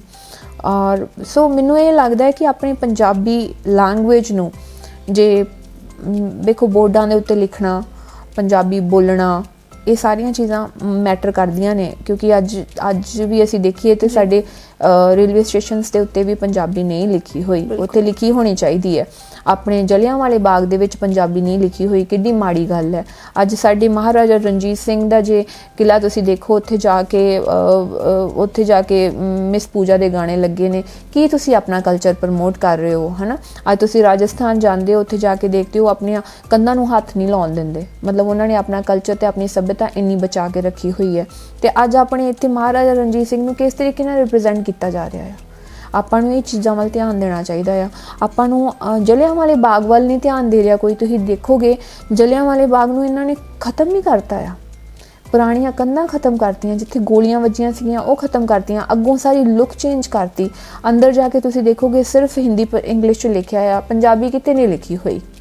ਸੋ ਇਹ ਚੀਜ਼ਾਂ ਮੈਟਰ ਕਰਦੀਆਂ। ਮੈਨੂੰ ਲੱਗਦਾ ਇਹ ਸੀਐਮ ਸਾਹਿਬ ਨੂੰ ਗੌਰ ਫਰਮਾਉਣਾ ਚਾਹੀਦਾ ਇਹ ਸਾਰੀਆਂ ਚੀਜ਼ਾਂ ਵਾਸਤੇ, ਤਾਂ ਕਿ ਆਪਾਂ ਆਪਣੇ ਪੰਜਾਬ ਦੀ ਜਿਹੜਾ ਕਲਚਰ ਜਾਂ ਹੈਰੀਟੇਜ ਆ ਉਹਨੂੰ ਆਪਾਂ ਸੰਭਾਲ ਕੇ ਰੱਖੀਏ, ਉਹਨਾਂ ਵੱਲ ਧਿਆਨ ਦਈਏ। ਆਪਣੇ ਪੰਜਾਬ ਦੇ ਵਿੱਚ ਟੂਰਿਸਟ ਪਲੇਸਿਸ ਕਿੰਨੀਆਂ ਨੇ ਜਿੱਥੋਂ ਆਪਣਾ ਪੰਜਾਬ ਪੈਸੇ ਕਮਾ ਸਕਦਾ ਆ। ਅੱਜ ਮੈਂ ਸਿਸਮਾ ਫਾਰਮ ਵੱਲ ਚਲ ਜਾਂ, ਉੱਧਰਲੇ ਬੰਨੇ ਇੰਨੇ ਸੋਹਣੇ ਲੇਕਸ ਬਣੇ ਹੋਏ ਨੇ। ਉੱਥੇ ਤੁਸੀਂ ਬੋਟਿੰਗ ਯਾਟ ਖੋਲ੍ਹ ਸਕਦੇ ਹੋ ਗਵਰਨਮੈਂਟ ਵੱਲੋਂ, ਉੱਥੇ ਤੁਸੀਂ ਰੈਸਟੋਰੈਂਟਸ ਖੋਲ੍ਹ ਸਕਦੇ ਹੋ ਗਵਰਨਮੈਂਟ ਵੱਲੋਂ। ਕਿੰਨੇ ਪੈਸੇ, ਕਿੰਨਾ ਟੂਰਿਜ਼ਮ ਤੁਸੀਂ ਅਟਰੈਕਟ ਕਰ ਸਕਦੇ ਹੋ ਪੰਜਾਬ ਦੇ ਵਿੱਚ। ਅੱਜ ਅਸੀਂ ਹਰੀਕੇ ਪੱਤਨ ਵਾਲੇ ਬੰਨੇ ਚਲ ਜੀ, ਉੱਥੇ ਵੇਖੋ ਬੋਟਾਂ ਖੜੀਆਂ ਨੇ ਉਵੇਂ ਹੀ, ਔਰ ਇੰਨਾ ਸੋਹਣਾ ਪਾਣੀ ਦਾ ਪਾਉਂਡਸ ਬਣੇ ਹੋਏ ਨੇ। ਤੁਸੀਂ ਉੱਥੇ ਟੂਰਿਜ਼ਮ ਕ੍ਰੀਏਟ ਕਰ ਸਕਦੇ ਹੋ। ਬਹੁਤ ਸਾਰੀਆਂ ਚੀਜ਼ਾਂ ਮੈਨੂੰ ਲੱਗਦਾ ਆਪਣੇ ਪੰਜਾਬ ਦੇ ਵਿੱਚ ਟੂਰਿਜ਼ਮ ਇੰਡਸਟਰੀ ਨੂੰ ਧਿਆਨ ਦੇਣ ਦੀ ਲੋੜ ਹੈ। ਉਹ ਬਿਲਕੁਲ ਕੰਮ ਨਹੀਂ ਕਰ ਰਹੀ, ਕਿਉਂਕਿ ਪੰਜਾਬ ਦੇ ਵਿੱਚ ਇਹ ਸਾਰੀਆਂ ਚੀਜ਼ਾਂ ਲੋਕੀ ਪੰਜਾਬ ਦੇ ਵਿੱਚ ਦੇਖਣ ਲਈ ਆਉਂਦੇ ਨੇ। ਕੀ ਦੇਖਣ ਲਈ ਆਉਂਦੇ ਨੇ? ਪੰਜਾਬ ਕੀ ਰਿਪਰੈਜ਼ੈਂਟ ਕਰਦਾ ਆ। ਅੱਜ ਅਸੀਂ ਹੈਦਰਾਬਾਦ 'ਚ ਜਾਂਦੇ ਹਾਂ, ਹੈਦਰਾਬਾਦ ਦਾ ਕਲਚਰ ਸਾਨੂੰ ਦੇਖਣ ਲਈ ਮਿਲਦਾ ਆ। ਹੈਦਰਾਬਾਦ 'ਚ ਮੈਂ ਸਾਊਥ ਦੀਆਂ ਫਿਲਮਾਂ ਕੀਤੀਆਂ ਨੇ, ਉੱਥੇ ਲੋਕੀ ਆਪਣੀ ਲੈਂਗੁਏਜ ਤੋਂ ਇਲਾਵਾ ਗੱਲ ਹੀ ਨਹੀਂ ਕਰਦੇ। They don't prefer to speak Hindi, they speak Telugu or English. What our Punjab is doing, you know? So ਆਪਣੇ ਪੰਜਾਬ ਨੂੰ ਟੂਰਿਜ਼ਮ ਨੂੰ ਲੈ ਕੇ ਬਹੁਤ ਸਾਰੀਆਂ ਚੀਜ਼ਾਂ ਨੂੰ ਲੈ ਕੇ ਸੁਧਾਰ ਕਰਨ ਦੀ ਲੋੜ ਹੈ, but nobody is taking care of it and nobody is focusing on it. So ਅਸੀਂ ਤੇ ਬੋਲਦੇ ਰਹਿੰਦੇ ਹਾਂ, ਬੋਲ ਕੇ ਥੱਕ ਜਾਂਦੇ ਹਾਂ, but what to say? ਇਹ ਬਾਹਰ ਦਾ ਵੀ ਕਲਚਰ ਬਹੁਤ ਜ਼ਿਆਦਾ ਚੱਲ ਰਿਹਾ ਹੈ, ਇਹਨੂੰ ਕਿੱਦਾਂ ਦੇਖਦੇ ਹੋ ਜਿਹੜੇ ਬੱਚੇ ਬਾਹਰ ਜਾ ਰਹੇ ਨੇ? ਨਹੀਂ ਜਾਣੇ ਚਾਹੀਦੇ। ਮੈਨੂੰ ਲੱਗਦਾ ਹੈ ਕਿ ਪੰਜਾਬ ਦੇ ਵਿੱਚ ਅਸੀਂ ਜੇ ਚਾਹੀਏ ਤਾਂ ਆਪਣਾ ਰੋਜ਼ਗਾਰ ਕਰ ਸਕਦੇ ਹਾਂ। ਠੀਕ ਹੈ, ਸਾਡੇ ਪੁਰਾਣੇ ਬਜ਼ੁਰਗ ਵੀ ਕੰਮ ਕਰਦੇ ਸੀਗੇ ਪਿੰਡਾਂ ਦੇ ਵਿੱਚ, ਔਰ ਅੱਜ ਦੇ ਸਿਰਫ ਬੱਚੇ ਜਿਹੜੇ ਆ ਉਹ ਸਿੰਗਰਾਂ ਨੂੰ ਵੇਖ ਕੇ ਵੱਡੀਆਂ ਗੱਡੀਆਂ, ਵੱਡੀਆਂ ਸੋਹਣੀਆਂ ਜੈਕਟਾਂ, ਮਹਿੰਗੀਆਂ ਗੋਗਲਸ ਲਾ ਕੇ ਉਹ ਵੇਖਣਾ ਚਾਹੁੰਦੇ ਨੇ। ਕੋਈ ਜਾ ਕੇ ਟਿਮ ਹਾਰਟਨ ਦੀ ਸਟੋਰੀ ਪਾ ਦਿੰਦਾ ਆ ਬਾਹਰੋਂ ਅਤੇ ਗੱਡੀ ਕਢਾ ਕੇ ਪਾ ਦਿੰਦਾ। ਉਹਨਾਂ ਨੂੰ ਈਜ਼ੀ ਲਾਈਫ ਚਾਹੀਦੀ ਆ, ਬਟ ਇਹ ਨਹੀਂ ਹੋਣਾ ਚਾਹੀਦਾ। ਆਪਣੇ ਪੰਜਾਬ ਨੂੰ ਪ੍ਰਫੁੱਲਿਤ ਕਰਨਾ ਚਾਹੀਦਾ ਆ। ਵੇਖੋ ਆਪਣੇ ਪੰਜਾਬ ਦੇ ਵਿੱਚ ਜੇ ਆਪਾਂ ਧਿਆਨ ਨਾਲ ਮੈਪਿੰਗ ਕਰਨਾ ਸ਼ੁਰੂ ਕਰੀਏ ਟੂਰਿਜ਼ਮ ਨੂੰ ਲੈ ਕੇ, ਉੱਥੇ ਕਿੰਨੀਆਂ ਸਾਰੀਆਂ ਜੌਬਸ ਮਿਲ ਸਕਦੀਆਂ ਨੇ। ਉਹਦੇ ਨਾਲ ਆਪਣੀ ਇੰਡਸਟਰੀ ਵੀ ਵੱਡੀ ਹੋਊਗੀ, ਆਪਣੀ ਫਿਲਮ ਇੰਡਸਟਰੀ ਵੀ ਵੱਡੀ ਹੋਊਗੀ ਜੇ ਗਵਰਨਮੈਂਟ ਧਿਆਨ ਦੇਣਾ ਸ਼ੁਰੂ ਕਰੇ ਸੋਹਣੀਆਂ ਛੋਟੀਆਂ ਚੀਜ਼ਾਂ ਵੱਲ, ਬਹੁਤ ਸਾਰੀਆਂ। ਬਾਕੀ ਕਿਸਾਨਾਂ ਵੱਲ ਵੀ ਧਿਆਨ ਦੇਣਾ ਸ਼ੁਰੂ ਕਰੇ, ਐਗਰੀਕਲਚਰ ਯੂਨੀਵਰਸਿਟੀਜ਼ ਵੱਲ ਧਿਆਨ ਦੇਣਾ ਸ਼ੁਰੂ ਕਰੇ। ਬਹੁਤ ਸਾਰੀਆਂ ਚੀਜ਼ਾਂ ਆਪਣੇ ਪੰਜਾਬ ਦੇ ਵਿੱਚ ਆਰਗੈਨਿਕ ਚੀਜ਼ਾਂ ਕਿੰਨੀਆਂ ਨੇ ਖਾਣ ਵਾਲੀਆਂ। ਗੋੜਿਆ ਪਿੰਨੀਆਂ ਬਣਦੀਆਂ ਨੇ ਇੱਥੋਂ। ਕਈ ਲੋਕੀ ਜਿਹੜੇ ਕੰਮ ਕਰਦੇ ਆ ਨਾ, ਉਹ ਤੇ ਇੱਥੋਂ ਵੀ ਪਿੰਨੀਆਂ ਬਣਾ ਕੇ ਦੁਬਈ ਭੇਜਣ ਡੇ ਆ। ਗੁੜ ਇੱਥੋਂ ਬਣਾ ਕੇ ਆਰਗੈਨਿਕ ਦੁਬਈ ਭੇਜਦੇ ਪਏ ਨੇ, ਕਿਉਂਕਿ ਉਹਨਾਂ ਨੇ ਕੰਮ ਕਰਨਾ ਆ ਤੇ ਆਪਣੀ ਫੈਮਿਲੀ ਦੇ ਨਾਲ ਰਹਿਣਾ ਆ। ਰਾਈਟ? ਤੁਸੀਂ ਆਪਣੇ ਪੰਜਾਬ ਨੂੰ ਹੀ ਅਮਰੀਕਾ ਬਣਾ ਸਕਦੇ ਹੋ ਜੇ ਤੁਸੀਂ ਉਹਦੇ ਵੱਲ ਧਿਆਨ ਦਿਓ ਤੇ। ਮੈਨੂੰ ਇਹ ਲੱਗਦਾ ਆ ਬੇਸਿਕਲੀ। ਮੈਂ ਇਹ ਸੋਚਦੀ ਹਾਂ ਕਿ ਬਾਹਰ ਜਾਣਾ ਚਾਹੀਦਾ ਆ, ਘੁੰਮਣਾ ਚਾਹੀਦਾ ਆ, ਵੇਖਣਾ ਚਾਹੀਦਾ ਹੈ ਵੀ ਇਹ ਕੀ ਕਰ ਰਹੇ ਨੇ ਜਿਹੜਾ ਅਸੀਂ ਆਪਣੇ ਪੰਜਾਬ 'ਚ ਨਹੀਂ ਕਰ ਸਕਦੇ। ਆਪਣੇ ਪੰਜਾਬ ਨੂੰ ਵਧੀਆ ਕਰਨਾ ਚਾਹੀਦਾ ਆ। That's what I am thinking and that's what I think ਕਿ now my friend is doing one thing. I have also registered one brand call Punjab ਦੇ ਨਾਮ 'ਤੇ ਮੈਂ ਬ੍ਰਾਂਡ ਬਣਾ ਰਹੀ ਹਾਂ, ਜਿਹਦੇ ਵਿੱਚ ਮੈਂ I try to give employment ਪਿੰਡ ਦੀਆਂ ਔਰਤਾਂ ਨੂੰ। ਉਹਨਾਂ ਫੁਲਕਾਰੀ ਬਣਾਉਂਦੀਆਂ ਨੇ, ਸਵੈਟਰ ਬਣਾਉਂਦੀਆਂ ਨੇ, ਮੈਂ ਉਹਨਾਂ ਤੋਂ ਲਊਂਗੀ, ਮੈਂ ਆਪਣੇ ਪੰਜਾਬ ਬ੍ਰਾਂਡ ਦੇ ਥੱਲੇ ਰੱਖੂੰਗੀ ਔਰ ਉਹਨਾਂ ਨੂੰ ਰੋਜ਼ਗਾਰ ਦਊਂਗੀ। And Govind is also doing the same. Simranjeet Singh Mann's nephew in Sangrur, ਉਹਨੇ MP ਫੰਡ ਦੇ ਵਿੱਚੋਂ ਕੀਤਾ ਹੈ, ਲੋਕਾਂ ਨੂੰ ਰੋਜ਼ਗਾਰ ਦੇਣ ਦੀ ਗੱਲ ਕੀਤੀ ਹੈ, ਸੋ ਦੈਟ ਕਿ ਪਿੰਡ ਦੀਆਂ ਔਰਤਾਂ ਜਿਹੜੀਆਂ ਘਰੇ ਬੈਠੀਆਂ ਇੰਨੀਆਂ ਟੈਲੈਂਟਡ ਨੇ, ਇੰਨਾ ਸਵਾਦ ਚਾਰ ਬਣਾਉਂਦੀਆਂ ਨੇ, ਇੰਨੀਆਂ ਵਧੀਆ ਪਿੰਨੀਆਂ ਬਣਾਉਂਦੀਆਂ ਨੇ, ਸੋ ਦੈਟ ਕਿ ਉਹਨਾਂ ਨੂੰ ਘਰੇ ਬੈਠੇ ਪੈਸੇ ਮਿਲ ਸਕਣ। ਫ੍ਰੀ ਕਦੀ ਕਿਸੇ ਨੂੰ ਪੈਸੇ ਨਹੀਂ ਦੇਣੇ ਚਾਹੀਦੇ, ਫ੍ਰੀ ਬਿਜਲੀ ਨਹੀਂ ਕਰਨੀ ਚਾਹੀਦੀ, ਫ੍ਰੀ ਸਭ ਕੁਛ ਨਹੀਂ ਕਰਨਾ ਚਾਹੀਦਾ, ਕਿਉਂਕਿ ਫ੍ਰੀ ਨਹੀਂ ਦੇਣਾ ਚਾਹੀਦਾ। ਤੁਹਾਨੂੰ ਵੈਲਿਊ ਹੋਣੀ ਚਾਹੀਦੀ ਹੈ ਚੀਜ਼ਾਂ ਦੀ। ਤੁਸੀਂ ਮਿਹਨਤ ਕਰੋਗੇ ਤੁਹਾਨੂੰ ਉਹਦੇ ਪੈਸੇ ਮਿਲਣਗੇ, ਤੁਸੀਂ ਮਿਹਨਤ ਦੁੱਗਣੀ ਕਰੋਗੇ, ਤੁਸੀਂ ਆਲਸੀ ਨਹੀਂ ਹੋਵੋਗੇ। ਯੂ ਨੋ ਅੱਜ ਪੰਜਾਬ ਦੇ ਵਿੱਚ ਬਿਜਲੀ ਬੰਬੀਆਂ ਦੇ ਬਿੱਲ ਮਾਫ ਨੇ। ਬੰਬੀਆਂ ਦੇ ਬਿੱਲ ਮਾਫ ਹੋਣੇ ਚਾਹੀਦੇ 2 ਏਕੜ ਵਾਲੀ ਜ਼ਮੀਨ ਵਾਲਿਆਂ ਦੇ। 100 ਏਕੜ ਵਾਲੀ ਜ਼ਮੀਨ ਦੇ ਬੰਬੀਆਂ ਦੇ ਬਿੱਲ ਨਹੀਂ ਮਾਫ ਹੋਣੇ ਚਾਹੀਦੇ। That is wrong. ਜਿੱਥੇ ਜੋ ਕਿਉਂਕਿ ਛੋਟੇ ਫਾਰਮਰਸ ਮਰ ਜਾਂਦੇ ਆ, ਵੱਡੇ ਫਾਰਮਰਸ ਵੱਡੇ ਦੇ ਵੱਡੇ ਹੋਈ ਜਾ ਰਹੇ ਨੇ। So we have to take care of these things also. Exactly. So coming it from an actress, I obviously an actress, and ਇੰਨੀਆਂ ਗੱਲਾਂ I think ਕੋਈ ਜਿਹੜੇ ਪੋਲੀਟੀਕਲ ਲੀਡਰਸ ਹੋਣਗੇ ਉਹਨਾਂ ਨੇ ਵੀ ਇੰਨਾ ਵਾਸਟ ਨਹੀਂ ਸੋਚਿਆ ਹੈਗਾ, ਜਾਂ ਜੇ ਸੋਚਿਆ ਹੋਵੇਗਾ ਨਾ, they are not implementing it. So it is a big thing coming from you. Industry 'ਚ ਹੋਰ ਅੱਗੇ ਕੰਮ ਕਰਨ ਦਾ ਇਕੁਅਲ ਚੱਲੂਗਾ ਜਾਂ ਘੱਟ ਚੱਲੂਗਾ? See, I'm focusing on my diet nowadays. Okay. I'm going gym and I'm reducing weight. So I'm just busy in my brand things because मैं सूट्स बना रही ਸੀਗੀ ਜਿਹੜੇ ਮੈਂ ਪੰਜਾਬ ਦੇ ਵਿੱਚ ਲਾਂਚ ਕਰਨੇ ਨੇ, ਔਰ ਬਹੁਤ ਸਾਰੇ ਪਿੰਡਾਂ ਦੇ ਵਿੱਚ ਅਪਰੋਚ ਕਰ ਰਹੀ ਸੀ ਕਿ ਆਰਗੈਨਿਕ ਚੀਜ਼ਾਂ ਮੈਂ ਉਹਨਾਂ ਤੋਂ ਲੈ ਸਕਾਂ, ਹਨੀ, ਗੁੜ, ਉਹ ਸਾਰੀਆਂ ਚੀਜ਼ਾਂ ਮੈਂ ਉਹ 'ਚ ਰੱਖ ਸਕਾਂ, ਸਵੈਟਰਸ, ਫੁਲਕਾਰੀਆਂ। ਸੋ ਇਹ ਸਾਰੀਆਂ ਚੀਜ਼ਾਂ ਵੱਲ ਹਜੇ ਮੇਰਾ ਧਿਆਨ ਆ। ਬਟ ਹਾਂ, ਜੇ ਮੈਨੂੰ ਕੋਈ ਚੰਗਾ ਕਨਸੈਪਟ ਮਿਲਦਾ ਆ, ਫਿਲਮ ਚੰਗੀ ਮਿਲਦੀ ਹੈ, ਚੰਗਾ ਗਾਣਾ ਮਿਲਦਾ, ਆਫ ਕੋਰਸ ਮੈਂ ਨਾਲ ਨਾਲ ਕੰਮ ਕਰੂੰਗੀ। ਬਟ ਪ੍ਰਾਇੋਰਟੀ ਇਹ ਸਭ ਚੀਜ਼ਾਂ ਨੇ?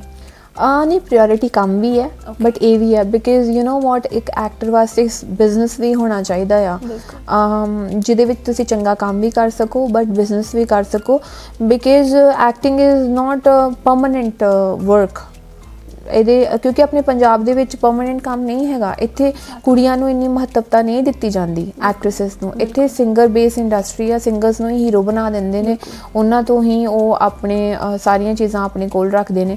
So I think Bollywood is good for girls and south industry is very good for girls. So ਇੰਨੀਆਂ ਸਾਰੀਆਂ ਗੱਲਾਂ ਅਸੀਂ ਕਰ ਚੁੱਕੇ ਹਾਂ, ਐਂਡ ਮੈਂ ਪਹਿਲੀ ਵਾਰ ਤੁਹਾਨੂੰ ਇੰਨਾ ਬੋਲਦੇ ਨੂੰ ਦੇਖਿਆ, ਮਤਲਬ ਬਸ ਤੁਸੀਂ ਕੰਮ ਦੀ ਗੱਲ ਕਰਦੇ ਹੋ ਐਂਡ ਜਸਟ ਓਕੇ। ਜੋ ਇਨਸਾਨ ਬਹੁਤ ਜ਼ਿਆਦਾ ਦਿਲ 'ਚ ਰੱਖਦਾ ਹੈ, ਜੋ ਚੇਂਜਸ ਲੈ ਕੇ ਆਉਣਾ ਚਾਹੁੰਦਾ ਹੈ ਨਾ, ਤੁਸੀਂ ਕਿਹਾ ਤੁਸੀਂ ਇਮੋਸ਼ਨਲ ਵੀ ਹੋ, ਜਦੋਂ ਕੰਮ ਕਰਕੇ ਘਰੇ ਆਉਂਦੇ ਹੋ ਜਾਂ ਇਹ ਸਾਰੀਆਂ ਚੀਜ਼ਾਂ ਸੋਚਦੇ ਹੋ, ਇੰਪਲੀਮੈਂਟ ਕਰਕੇ ਆਉਂਦੇ ਹੋ, ਖੁਸ਼ੀ ਹੁੰਦੀ ਹੈ ਜਾਂ ਜੋ ਵੀ ਤੁਹਾਡੇ ਨਾਲ ਹੋਇਆ ਉਹਨਾਂ ਚੀਜ਼ਾਂ ਦੁੱਖ ਵੀ ਹੁੰਦਾ ਹੈ, ਜਦੋਂ ਵਾਪਸ ਆਉਂਦੇ ਹੋ ਕਿਹਦੇ ਨਾਲ ਬਹਿ ਕੇ ਗੱਲਾਂ ਕਰਦੇ ਹੋ? Who is your go to person? I discuss things with my ਮੇਰੇ ਨਾਲ ਮੇਰੀ ਗੱਡੀ ਵੀ ਚਲਾਉਂਦੇ ਨੇ, ਮੇਰੀ ਟੇਕ ਕੇਅਰ ਵੀ ਕਰਦੇ ਨੇ, ਔਰ he is like my brother Mani. He is being with me from 2-2.5-3 ਸਾਲ ਹੋ ਗਏ। ਲਾਈਕ ਜਦੋਂ ਦਾ ਅੰਦੋਲਨ ਸ਼ੁਰੂ ਹੋਇਆ, is driving car with me and I discuss with my best friend Resham. ਉਹ ਸਾਡੇ ਪਿੰਡੋਂ ਹੀ ਹੈ, ਪਿੰਡ ਦੇ ਨਾਲ ਉਹਨਾਂ ਦਾ ਪਿੰਡ ਹੈ। ਉਹਦੇ ਫਾਦਰ ਮੇਰੇ ਫਾਦਰ ਦੇ ਫਰੈਂਡ ਆ, ਉਹਦੇ ਮੰਮਾ ਮੇਰੀ ਮੰਮਾ ਦੀ ਬੈਸਟ ਫਰੈਂਡ ਆ। So he is like a family. So ਅਸੀਂ ਸਾਰੇ ਕਿਤੇ ਇਕੱਠੇ ਟਰੈਵਲ ਕਰਦੇ ਹਾਂ, ਤਾਂ I discuss with him things and I discuss things with Dara ji's son Amrik sometime ਜਦੋਂ ਮੈਂ ਉਹਨਾਂ ਨਾਲ ਮਿਲਦੀ ਹਾਂ, ਬਿਕਾਜ਼ ਉਹਨਾਂ ਨੇ ਮੇਰੀ ਜ਼ਿੰਦਗੀ ਦੇ ਵਿੱਚ ਕਾਫੀ ਵਧੀਆ ਰੋਲ ਅਦਾ ਕੀਤਾ ਜਦੋਂ ਮੈਂ ਐਕਟਿੰਗ 'ਚ ਜਾਣਾ ਸੀਗਾ। ਸੋ ਦਾਰਾ ਜੀ ਸਪੋਰਟਡ ਲਾਈਕ ਵੈਰੀ ਵੈਲ, ਵਧੀਆ ਤਰੀਕੇ ਦੇ ਨਾਲ, ਇਨ ਬੰਬੇ ਆਲਸੋ। ਸੋ ਮੈਂ ਉਹਨਾਂ ਦੀ ਅਹਿਸਾਨ ਮੰਨਦਾ ਇਸ ਚੀਜ਼ ਵਾਸਤੇ। ਸੋ ਆਈ ਡਿਸਕਸ ਥਿੰਗਸ ਵਿਦ ਦੈਮ। ਮੇਰੇ ਬਹੁਤ ਘੱਟ ਲੋਕੀ ਫਰੈਂਡਸ ਨੇ, ਜਿਵੇਂ ਗੋਵਿੰਦ ਹੋ ਗਿਆ, ਆਈ ਡਿਸਕਸ ਵਿਦ ਹਿਮ। ਐਂਡ ਮੇਰੀ ਇੱਕ ਫਰੈਂਡ ਆ ਕਾਂਗਰਸ ਹਰਨੀਤ, ਮਤਲਬ ਮੇਰਾ ਬਹੁਤ ਛੋਟਾ ਸਰਕਲ ਆ। ਸੋ ਮੇਰੇ ਬਹੁਤ ਫਰੈਂਡਸ ਵੀ ਘੱਟ ਆ, ਔਰ ਬੇਸਿਕਲੀ ਮੈਨੂੰ ਇਕੱਲੇ ਰਹਿਣਾ ਜ਼ਿਆਦਾ ਚੰਗਾ ਲੱਗਦਾ, ਬਿਕਾਜ਼ ਇਕੱਲੇ ਤੁਸੀਂ ਜ਼ਿਆਦਾ ਇਨੋਵੇਟਿਵ ਹੁੰਦੇ ਹੋ, ਜ਼ਿਆਦਾ ਤੁਸੀਂ ਸੋਚਦੇ ਹੋ। And I love reading books and I love writing things. So ਮਮਾ ਤੁਹਾਡੇ ਦੂਰ ਰਹਿੰਦੇ ਆ ਤੁਹਾਡੇ ਤੋਂ ਨਾ? ਤੁਸੀਂ ਮੇਰੇ ਮੰਮਾ ਪਿੰਡ ਰਹਿੰਦੇ ਨੇ, ਕਿਉਂਕਿ ਉਹਨਾਂ ਨੂੰ ਸ਼ਹਿਰ ਪਸੰਦ ਨਹੀਂ, ਔਰ ਉਹ ਕਹਿੰਦੇ ਕਿ ਇੱਥੇ ਮੈਂ ਨਹੀਂ ਰਹਿ ਸਕਦੀ। ਉਹ ਸ਼ੁਰੂ ਤੋਂ ਹੀ ਪਿੰਡ ਰਹੇ ਨੇ, ਔਰ ਡੇਰੀ 'ਤੇ ਸਾਡਾ ਘਰ ਹੈ, ਮਤਲਬ ਮੇਰੀ ਤਾਈ ਜੀ ਹੁਣਾਂ ਦੇ ਨਾਲ। ਸੋ ਉਹਨਾਂ ਨੂੰ ਪਿੰਡ ਦੀ ਲਾਈਫ ਚੰਗੀ ਲੱਗਦੀ ਹੈ। ਅੱਛਾ, ਜੋ ਵੀ ਤੁਸੀਂ ਕਰ ਰਹੇ ਹੋ ਸਪੋਰਟ ਕਰ ਰਹੇ ਨੇ, ਡਰਦੇ ਨਹੀਂ? ਕੀ ਰਿਐਕਸ਼ਨ ਹੁੰਦਾ ਉਹਨਾਂ ਦਾ? ਮੇਰੇ ਮੰਮਾ ਨੇ ਜਦੋਂ ਮੇਰੇ ਫਾਦਰ ਨੂੰ ਖੋਤਾ ਸੀਗਾ, ਸ਼ੀ ਵਾਸ 20 that time, and she's a very strong lady. ਉਹਨਾਂ ਨੇ ਸਾਰੀ ਜ਼ਿੰਦਗੀ ਐਵੇਂ ਮੇਰੇ ਕਰਕੇ ਕੱਟੀ ਆ, you know, taking care of me. And ਮੇਰੇ ਮੰਮਾ ਦੇ ਅਤੇ ਪਾਪਾ ਦੇ ਜੀਨਸ ਆ ਮੇਰੇ 'ਚ। So she is a very strong. As such ਮੈਨੂੰ ਕਹਿੰਦੇ ਆ ਤੂੰ ਆਹ ਨਾ ਬੋਲਿਆ ਕਰ, ਤੂੰ ਉਹ ਨਾ ਬੋਲਿਆ ਕਰ, ਹਾਂ ਆਪਾਂ ਨੂੰ ਕੀ ਲੈਣਾ ਇਹ ਵੋ, ਬਟ ਉਹ ਇੱਕ ਮਾਂ ਦਾ ਇਨਸਿਕਿਉਰਿਟੀ ਅਤੇ ਡਰ ਆ। ਬਟ ਹਾਂ ਠੀਕ ਆ, ਲਾਈਫ ਇਜ਼ ਗੋਇੰਗ ਔਨ। ਯਾ ਕੋਈ ਰਿਗਰੈਟ ਤਾਂ ਨਹੀਂ ਤੁਹਾਨੂੰ ਲਾਈਫ 'ਚ ਹੁਣ? ਨਹੀਂ, ਮੈਨੂੰ ਬਸ ਇਹ ਰਿਗਰੈਟ ਆ ਕਿ ਮੈਂ ਲੋਕਾਂ ਦੀਆਂ ਗੱਲਾਂ 'ਚ ਬਹੁਤ ਛੇਤੀ ਆ ਜਾਂਦੀ ਹਾਂ, ਔਰ ਆਮ ਅ ਵੈਰੀ ਗਲੇਬਲ ਪਰਸਨ, ਐਂਡ ਮੈਂ ਟਰਸਟ ਬਹੁਤ ਛੇਤੀ ਕਰ ਲੈਂਦੀ ਹਾਂ ਕਿਸੇ 'ਤੇ। ਮੈਂ ਇਹ ਗੱਲ ਸਿੱਖੀ ਹੈ ਕਿ ਐਡੀ ਛੇਤੀ ਕਿਸੇ 'ਤੇ ਵਿਸ਼ਵਾਸ ਨਾ ਕਰੋ, ਔਰ ਐਡੀ ਛੇਤੀ ਕਿਸੇ 'ਤੇ ਇਮੋਸ਼ਨਸ ਨੂੰ ਵੇਸਟ ਨਾ ਕਰੋ, ਇਮੋਸ਼ਨਲ ਨਾ ਹੋ ਕਿਸੇ ਦੇ ਨਾਲ, ਬਿਕਾਜ਼ ਲੋਕੀ ਬਹੁਤ ਝੂਠੇ ਨੇ ਇੱਥੇ। ਸੋ ਮਤਲਬ ਸਾਡੇ ਵੱਲੋਂ ਵੀ ਵਾਂਟ ਕਿ ਤੁਹਾਡਾ ਨਿਊ ਈਅਰ ਦਾ ਰੈਜ਼ੋਲੂਸ਼ਨ ਹੋਣਾ ਚਾਹੀਦਾ, ਜੋ ਵੀ ਤੁਸੀਂ ਬੋਲਿਆ, ਬਿਕਾਜ਼ ਯੂ ਨੋ ਬਹੁਤ ਘੱਟ ਲੋਕੀ ਨੇ ਜਿਹੜਾ ਐਕਚੁਅਲ 'ਚ ਚੇਂਜ ਲੈ ਕੇ ਆਉਣਾ ਚਾਹੁੰਦੇ ਨੇ, ਐਂਡ ਤੁਸੀਂ ਉਹਨਾਂ ਵਿੱਚੋਂ ਇੱਕ ਹੋ। So all the very best from our side. Thank you. At least I can talk about myself कि दो मीडिया बड़ा डिफरेंट जिहा रोल प्ले कर रही है, ਤੁਹਾਨੂੰ ਪਤਾ ਹੀ ਆ, ਕਿਸੇ ਕੋਲ ਨੈਗੇਟਿਵ ਕਿਸੇ ਕੋਲ positive, being very blunt as a media person, but we are always there to support you. Because I thank you so much. I believe ਜਿਹੜੀ ਮੀਡੀਆ ਹੁੰਦੀ ਆ ਨਾ, ਜਿਵੇਂ ਕੋਈ ਜਰਨਲਿਜ਼ਮ ਕਰਦਾ ਆ, ਹਰ ਇੱਕ ਨੂੰ ਆਪਣੇ ਕੰਮ ਪ੍ਰਤੀ ਵਫਾਦਾਰ ਹੋਣਾ ਚਾਹੀਦਾ ਆ। ਔਰ ਬਹੁਤ ਘੱਟ ਮੈਂ ਪ੍ਰੈਸ ਰਿਪੋਰਟਰਸ ਵੇਖਿਆ ਜਰਨਲਿਜ਼ਮ ਦੇ ਵਿੱਚ ਜਿਹੜੇ ਕਿ ਆਪਣੇ ਕੰਮ ਨੂੰ ਲੈ ਕੇ ਇਮਾਨਦਾਰ ਹੁੰਦੇ ਨੇ ਔਰ ਆਪਣਾ ਪੁਆਇੰਟ ਆਫ ਵਿਊ ਰੱਖਦੇ ਨੇ। ਔਰ ਬਹੁਤ ਲੋਕੀ ਹੁੰਦੇ ਨੇ ਜਿਹੜੇ ਆਪਣੇ ਚੈਨਲ ਦੇ ਅਕੋਰਡਿੰਗਲੀ ਚੱਲਦੇ ਨੇ, ਉਹਨਾਂ ਨੂੰ ਸਪਾਈਸੀ ਨਿਊਜ਼ ਚਾਹੀਦੀਆਂ ਹੁੰਦੀਆਂ ਨੇ ਅਤੇ ਉਹਦੇ ਅਕੋਰਡਿੰਗਲੀ ਉਹ ਬਿਲਡਅਪ ਕਰਦੇ ਨੇ ਸਾਰਾ ਕੁਛ। ਔਰ ਬਹੁਤ ਘੱਟ ਰਿਪੋਰਟਰ ਹੁੰਦੇ ਨੇ ਜਿਹੜੇ ਕਹਿੰਦੇ ਨਹੀਂ ਅਸੀਂ ਸੱਚ ਹੀ ਵਿਖਾਵਾਂਗੇ, ਬਟ ਉਹ ਆਪਣੀ ਇੱਕ ਅਲੱਗ ਪਹਿਚਾਣ ਛੱਡ ਕੇ ਜਾਂਦੇ ਨੇ ਸੋਸਾਇਟੀ 'ਚ। ਜਿਵੇਂ ਅਸੀਂ NDTV ਤੋਂ ਰਵਨੀਸ਼ ਨੂੰ ਲੈ ਕੇ ਜਾਈਏ, I like him and everybody ਜਦੋਂ ਕਿਤੇ ਵੀ ਉਹਨਾਂ ਦਾ ਨਾਮ ਆਉਂਦਾ ਹੈ ਤੇ ਕਹਿੰਦੇ ਹਾਂ ਓਨੈਸਟੀ, ਸੱਚ। ਉਹ ਆਪਣੀਆਂ ਚੀਜ਼ਾਂ ਨਾਲ ਕੰਪਰੋਮਾਈਜ਼ ਨਹੀਂ ਕਰਦੇ, ਆਪਣੀ ਰਿਪੋਰਟਿੰਗ ਨਾਲ ਕੰਪਰੋਮਾਈਜ਼ ਨਹੀਂ ਕਰਦੇ, ਉਹ 'ਚ ਘੱਟ ਵੱਧ ਨਹੀਂ ਕਰਦੇ, ਉਹਦੇ ਟਾਈਟਲਸ ਪਹਿਲਾਂ ਡਿਸਾਈਡ ਕਰਕੇ ਰੱਖਦੇ ਆ। ਸੋ ਮੈਨੂੰ ਲੱਗਦਾ ਕਿ ਇਹੋ ਜਿਹੇ ਪੱਤਰਕਾਰ ਜਿਹੜੇ ਆ ਨਾ ਉਹ ਬਹੁਤ ਘੱਟ ਨੇ। ਜੇ ਆਪਾਂ ਨੂੰ ਸੋਸਾਇਟੀ ਦੇ ਵਿੱਚ ਚੇਂਜ ਲੈ ਕੇ ਆਉਣਾ ਹੈ ਨਾ, ਜਿਹੜੇ ਪੱਤਰਕਾਰ ਆ ਉਹ ਵੀ ਬਹੁਤ ਵੱਡਾ ਰੋਲ ਪਲੇ ਕਰਦੇ ਨੇ, ਮੀਡੀਆ ਬਹੁਤ ਵੱਡਾ ਰੋਲ ਪਲੇ ਕਰਦੀ ਹੈ। ਮੀਡੀਆ ਨੂੰ ਵਿਕਾਊ ਨਹੀਂ ਹੋਣਾ ਚਾਹੀਦਾ। ਐਗਜ਼ੈਕਟਲੀ। ਯਾ ਆਈ ਹੋਪ ਕਿ ਆਈ ਸਟੱਡੀਡ ਜਰਨਲਿਜ਼ਮ ਕਿ ਮੈਨੂੰ ਆਪਣੇ ਐਥਿਕਸ ਅੱਜ ਵੀ ਯਾਦ ਆ, and I definitely make sure ਕਿ ਮੈਂ ਹਮੇਸ਼ਾ ਯਾਦ ਰੱਖਾਂ। So thank you so much ਅਤੇ ਆਲ ਦ ਵੈਰੀ ਬੈਸਟ, ਕਿਉਂਕਿ ਜੋ ਤੁਸੀਂ ਕਰ ਰਹੇ ਹੋ ਬਹੁਤ ਵੱਡੀ ਚੀਜ਼ ਆ। Thank you. So all the very best and thank you so much ਸਾਨੂੰ ਮਿਲੇ ਤੁਸੀਂ ਅੱਜ। Thank you. Thank you. ਸਤਿ ਸ਼੍ਰੀ ਅਕਾਲ। ਸਤਿ ਸ਼੍ਰੀ ਅਕਾਲ। ਸੋ ਇਹ ਸੀ ਮੇਰੇ ਨਾਲ ਸੋਨੀਆ ਮਾਨ, ਜਿਨ੍ਹਾਂ ਦੇ ਨਾਮ ਵਿੱਚ ਹੀ ਮਾਨ ਹੈ, ਐਂਡ ਓਬਵੀਅਸਲੀ ਉਹਨਾਂ ਨੇ ਮਾਨ ਵਧਾਇਆ ਹੈ ਕਿਉਂਕਿ ਉਹ ਕੁੜੀਆਂ ਲਈ ਕੁਝ ਕਰਨਾ ਚਾਹੁੰਦੇ ਨੇ, ਸੁਸਾਇਟੀ ਲਈ ਕੁਝ ਕਰਨਾ ਚਾਹੁੰਦੇ ਨੇ, ਬੇਰੁਜ਼ਗਾਰ ਲੋਕਾਂ ਲਈ ਕੁਝ ਕਰਨਾ ਚਾਹੁੰਦੇ ਨੇ। ਬਹੁਤ ਗੱਲਾਂ ਹੋਈਆਂ ਇਹਨਾਂ ਨਾਲ, ਐਂਡ ਮੈਂ ਸਿਰਫ ਇਹਨਾਂ ਨੂੰ ਆਲ ਦ ਬੈਸਟ ਵਿਸ਼ ਕਰਨਾ ਚਾਹਾਂਗੀ। ਜਿੱਦਾਂ ਕਿ ਮੈਂ ਕਿਹਾ ਕਿ ਜਿਸ ਰਾਹ 'ਤੇ ਚੱਲ ਰਹੇ ਨੇ ਉਹ ਔਖੀ ਬਹੁਤ ਆ, ਬਟ ਸੱਚੇ ਇਨਸਾਨ ਦਾ ਖੁਦਾ ਹੁੰਦਾ ਹੈ। ਤੁਸੀਂ ਦੇਖਦੇ ਰਹੋ ਸਟਾਰ ਟਾਕ ਤੇ ਇੰਡੀਆ ਨਿਊਜ਼। ਸਤਿ ਸ਼੍ਰੀ ਅਕਾਲ।